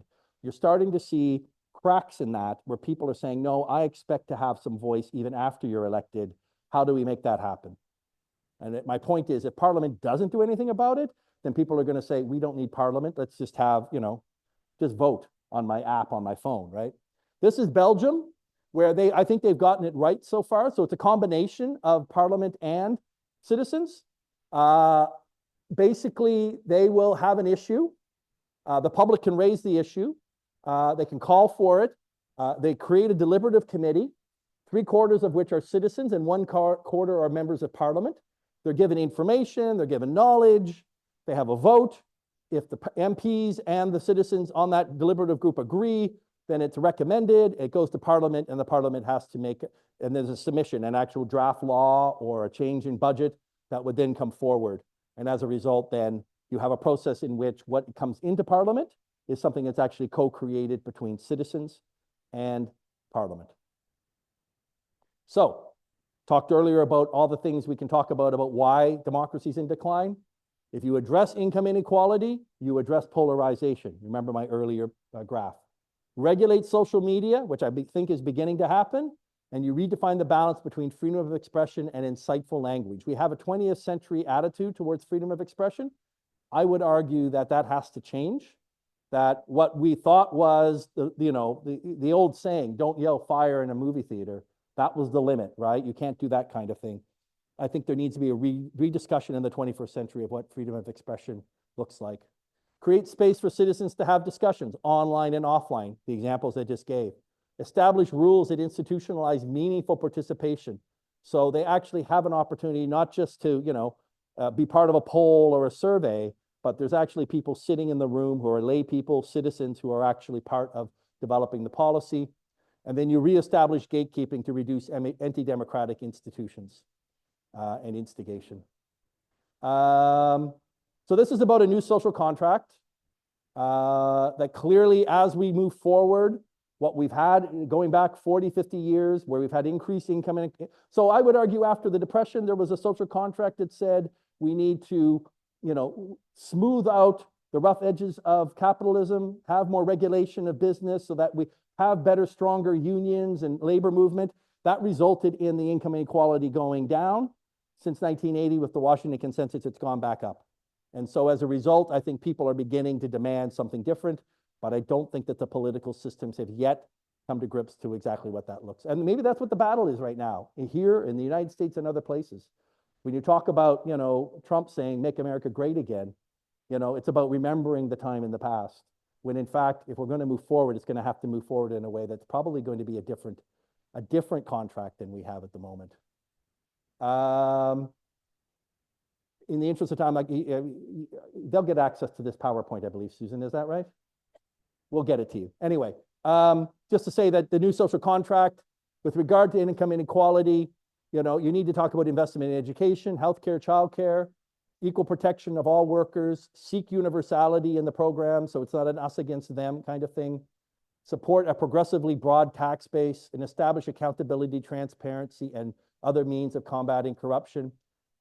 And this comes up, where these principles have been applied, Scandinavian countries, there's a greater trust in government institutions and a greater trust in the political system. Now, I'm not saying they don't have issues. Sweden, one of the junior partners in the coalition, is a foaming from the mouth, right-wing, you know, anti-immigrant party. But to say the general structure of how government operates and how democracy works is still quite high level of trust. Meaningful participation, I talked about co-creation. Citizens need to renew their faith that government and elected officials are working for them. And I think that won't happen in the 21st century unless they're at the table, part of the process. It's no longer okay just to elect someone every 4 years. Irish Citizen Assembly, that's more, that they also have one that's actually in the past. That's how they brought around the, they got rid of the abortion ban. They brought in same-sex marriage because of this constitutional process where citizens are part of it. But now people are saying there's some limits. They lost a couple of referendums back in March. So you always need to be conscious, even if we say, let's have more citizen input, you need to do it in a way that is managed, that ensures that the information that they're getting is, you know, if not unbiased, at least balanced, and it gives the opportunity for them to be able to make decisions in an informed way. I mentioned Chile earlier. They actually didn't involve the parliament in their processes of changing the constitution. The first one, they elected an assembly that was far right left. They produced what many people call a beautiful constitution, progressive constitution, got rejected. Then the right wing came in and they controlled the assembly. They brought in a right wing constitution. It got defeated. So you really need to find that sweet spot, but one in which parliament can actually, and the elected officials have some role to play, but citizens also are clearly part of the process.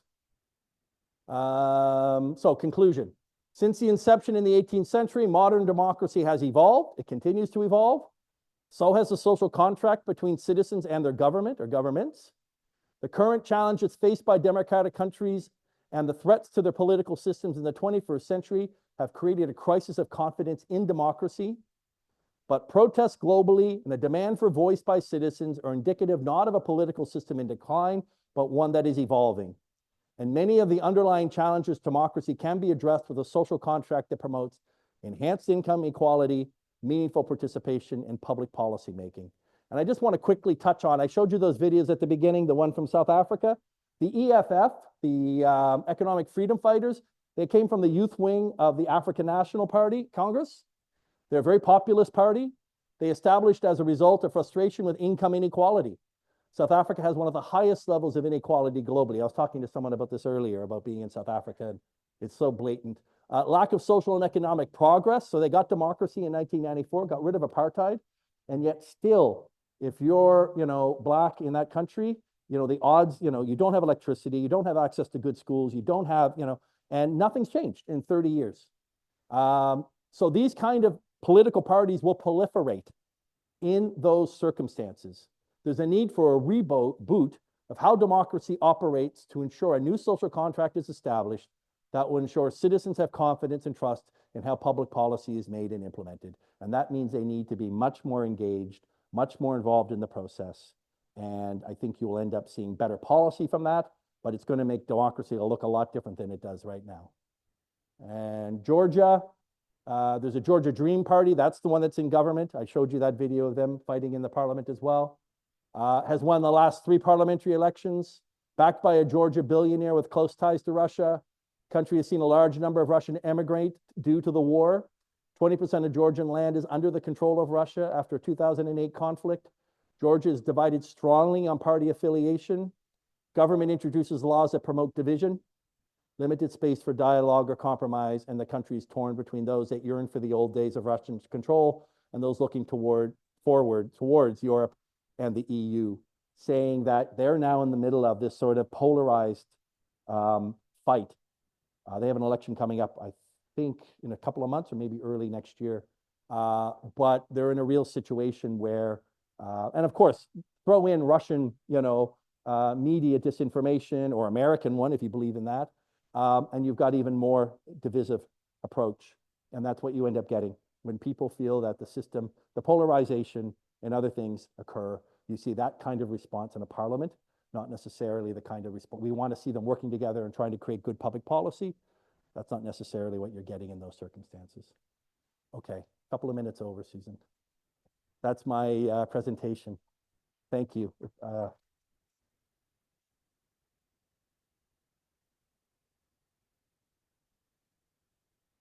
we want to take some questions still? I know we're over. All right, sure, go ahead, sir. Thank you. There you go. About citizens' relationship with Parliament or inspiring. Could you comment, please, on the role of the bureaucracy, the institution of government, that's the federal or provincial bureaucracy in Canada, but perhaps other nations? Yep. What's the role of democracy in establishing or maintaining stable democracy? Right. So in case the question wasn't heard, he's asking, what's the role of the bureaucracy in creating stable, effective democracy? I mean, if I gave you a textbook answer, the answer is that bureaucracy should be implementing what the political decisions that are made, whether that be an act or regulation or a budget or whatever. It's not their role necessarily, but let's be honest. You ever see, came out maybe 30 years ago, called A Very British Coup? There was a British fictional story about a far left former coal miner who became Prime Minister of the UK, and how the bureaucracy basically, or you could even go to Yes Minister or Yes Prime Minister if you want to go that further back, about how the bureaucracy basically, you might get elected, but you'll be gone in 4 years. I'm going to stick around and really run the show, right? So you don't want that. You want a bureaucracy that's neutral, nonpartisan, and their job should be to implement. But in my mind, I think the big key here is there's a tendency to not, I think bureaucracies, much like politicians, need to be open to the fact that the public needs to have more input into the policy making. Even right now, I elect someone to the legislature or to the federal parliament, they vote on an act. The cabinet, who are also elected, might approve a regulation. But then the details of how that is implemented, the policies and everything else, is left to the bureaucrats. And I think that they see that as their domain, and they don't like the idea that the public or the politicians would muck around in that. When in fact, I think there needs to be, and I'm not saying I have all the answers right now of exactly what that would look like, but how do we create a system in which there is that level of accountability through more direct public input, more public engagement throughout the life of a parliament, or the life of a policy or program, where at the same time we recognize that the bureaucrats do have a job to do. We don't want people going in and saying, you're fired, you're fired, you're fired. On the other hand, we do want a situation in which they don't feel that they're not accountable for what the decisions they make. So finding that balance, I think, is key. Yes.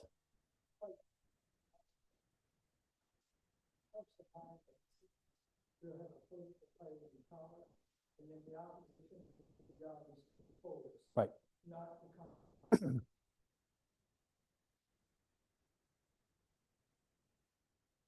Yep.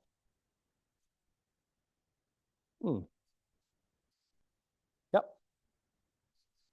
Yep. Yep.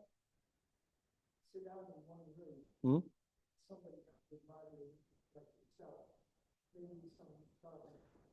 So I take your point. I was opposition House leader from 04 to 07, 03 to 07, under the John Hamm minority. I had built a good relationship with the other two House leaders, Amanda MacDonald from the Liberal Party and Ron Russell, who was a longtime member at that point, former speaker, former minister, was a minister then as well. And we built a trusted relationship. And on a day-to-day basis, as bills came forward, as things were being done, there were times people got up and gave speeches and said, you know, I'm not going to stand for this. Usually while they were doing that, I was in the back corner negotiating with them on what the bill would actually look like. But that's because we had a minority government. And in Canada, I pointed out early on about the electoral systems. Canada's system has a tendency to elect majority governments. When we do elect minority, there's a tendency for people to think they're short and brutal, and eventually I'll get into power next time. Go to Europe, where they have proportional representation, and every election, no one wins a majority, and they all have to compromise. I'm not saying they don't get into the parliament in Netherlands or in Germany or in, you know, Slovakia and aren't, you know, beating the drum, you know, or banging on their desk. But because of the situation, there's a tendency for more dialogue. The other part I will say is, and this is what I do in my work, is when I go to a parliament, I know that what happens in the main chamber is theater, right? They want to, it's for television. Now I'm told it's even, you know, I get up and I'll respond to a bill and I might not even talk about the bill really, but I'm going to get my 20-second clip and I'm going to put it on Twitter or Instagram or something like that, right? So that's all theater. But you get to the committees, and this is my point around getting citizens engaged in the committees, that's when you can actually have a discussion. I'm not saying it happens every time.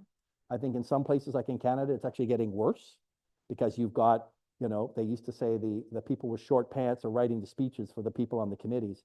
But if we can create space in those parliamentary committees for citizens to be directly involved, that's going to create a different dynamic than us against them. And it's going to create a situation, I think, in which you're going to see more opportunity for compromise. I worked in Fiji. Fiji's had 3 coups between 1989 and 2006. They had a history of not being well governed. 2013, the coup government brought back elections. So there was 7 years without an election, 8, I guess.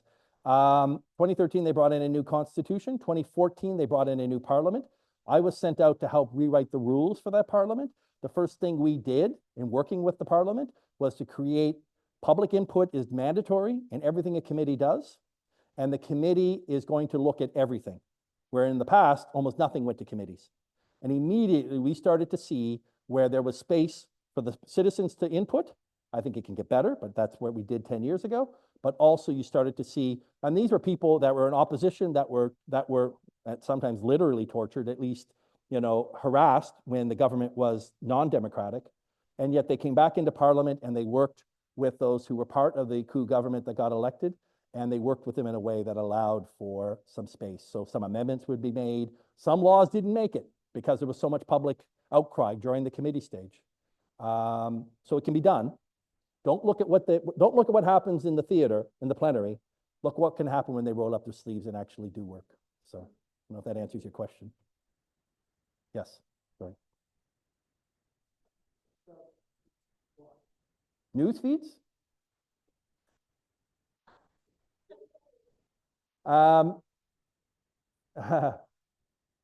Look, I'll say this, if you're curious, I mean, and Twitter, X, I know it's toxic, but actually every day I post 6 to 8 stories that I see on parliaments around the world.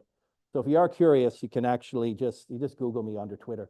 So I try and just report on what I see on that. So I'll do a bit of that kind of searching, looking for stories around parliaments and democracy.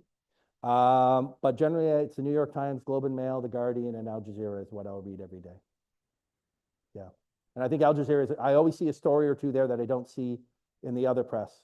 And look, I know their agenda. There's never a bad story about Qatar in the Al Jazeera news. I get that, right? I know The Guardian has its agenda. I know they all have agendas, but that's a matter of critical thinking. This is one of the things I think actually I have more hope in Canada than the United States is we actually have a really good education system. And we have a lot more people that end up going to post-secondary, which I think results in a little more critical thinking. I know, I'm sorry, I'm running over time, but I talked to a guy in West Virginia 20 years ago, West Virginia is twice the size of Nova Scotia. And we compared at that time our budget for education. And our budget in Nova Scotia was twice of that of West Virginia. So they spend 25% of what we do on education. That's what you get. You get people who drink the Kool-Aid. And then, so all those people who did that, and then suddenly they're handed a phone with Facebook on it, they don't know what to do with it, right? I mean, it's bad enough for all of us, but if you're in a system that's, where the education system is poor and critical thinking is not part of your, part of your mandate, you're going to end up getting a lot more sort of the drinking of the Kool-Aid. Sorry. Yes.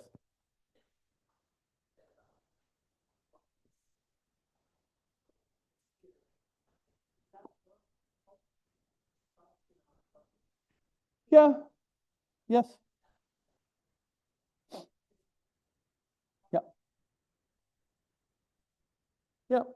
Look, I don't disagree with that. My point would be that it's also partly that we really haven't amended the system in 150 years. So something like, I'm a citizen and I get 50,000 or 100,000 people to say, I want a new law on whatever.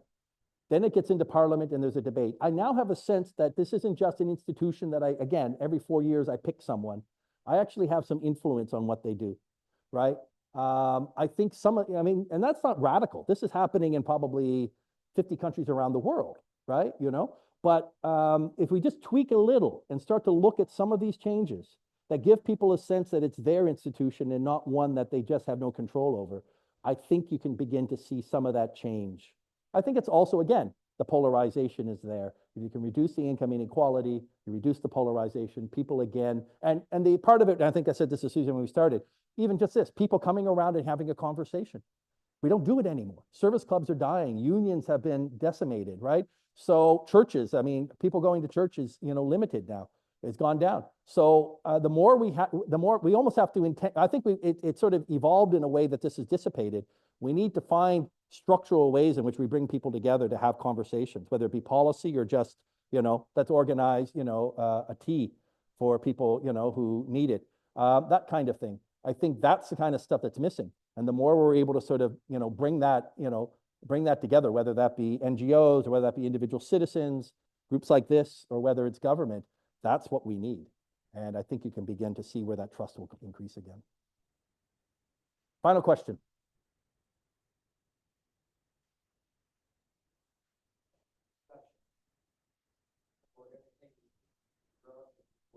Yep. So I follow Professor Richard Wolf. Mm-hmm. Dick Wolf, he runs Law and Order. He writes all the Law and Orders. I know.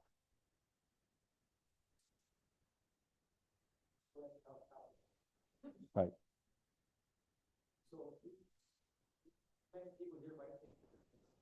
Right.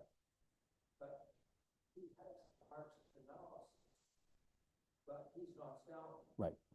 Right. And so I wanted to suggest that if you want to see one way of thinking about our economic system, and that will be helpful in trying to improve whatever. Yeah.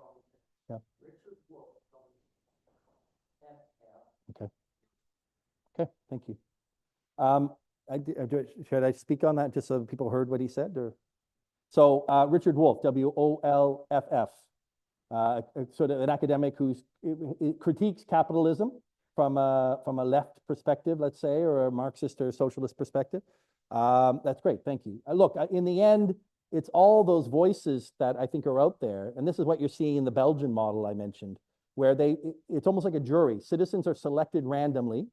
They come in a room, but then they're given, and this is where I said the Irish model has broken down. If you don't control the type of information, I don't mean control, that's probably not the right word, but manage the information in a way to ensure that it's not being captured by any particular group. And this is the issue they have in Ireland now, is that the worry is that these citizen assemblies somehow, there's lobbyists that are able to somehow manipulate. It's an ongoing process. Maybe this goes back to my point around John Ross Saul being perpetually perturbed. You need to always be thinking about how it's going to work and making sure that in any given occasion it works, but making sure that information is there and to ensure that those decisions are being made, I think is critical. And thank you for the reference to Richard Wolf. I appreciate it. All right. Exhausted. I'm okay. Thank you very much. Please. Wow, eh? Obviously, we hit a good topic for our group and for people here. So thank you very much. Oh, my pleasure. A lot to think about. Should we be happy? Should we be sort of happy? Yeah, I'm not sure, but we very much appreciate your Thank you. experience. I appreciate the opportunity. And of course, we have to end with a bit of a advertisement for scans. So, the registration is open for all of our courses. We're having 2 terrific ones this fall. We're going to talk about Sable Island, and then we're going to talk about the architecture of Canada, which is going to be terrific, both of them. So we hope to see you in class. And of course, the other chapters have wonderful things. I can't be too parochial. And of course, coming out of Halifax, they do hybrid courses like this. So that if you want to add to your enjoyment this fall, you can sign up for a couple of online courses through the Halifax chapter. So thank you on behalf of the organizing committee, on behalf of Kevin, on behalf of the team. Thank you for coming, and we'll see you in class.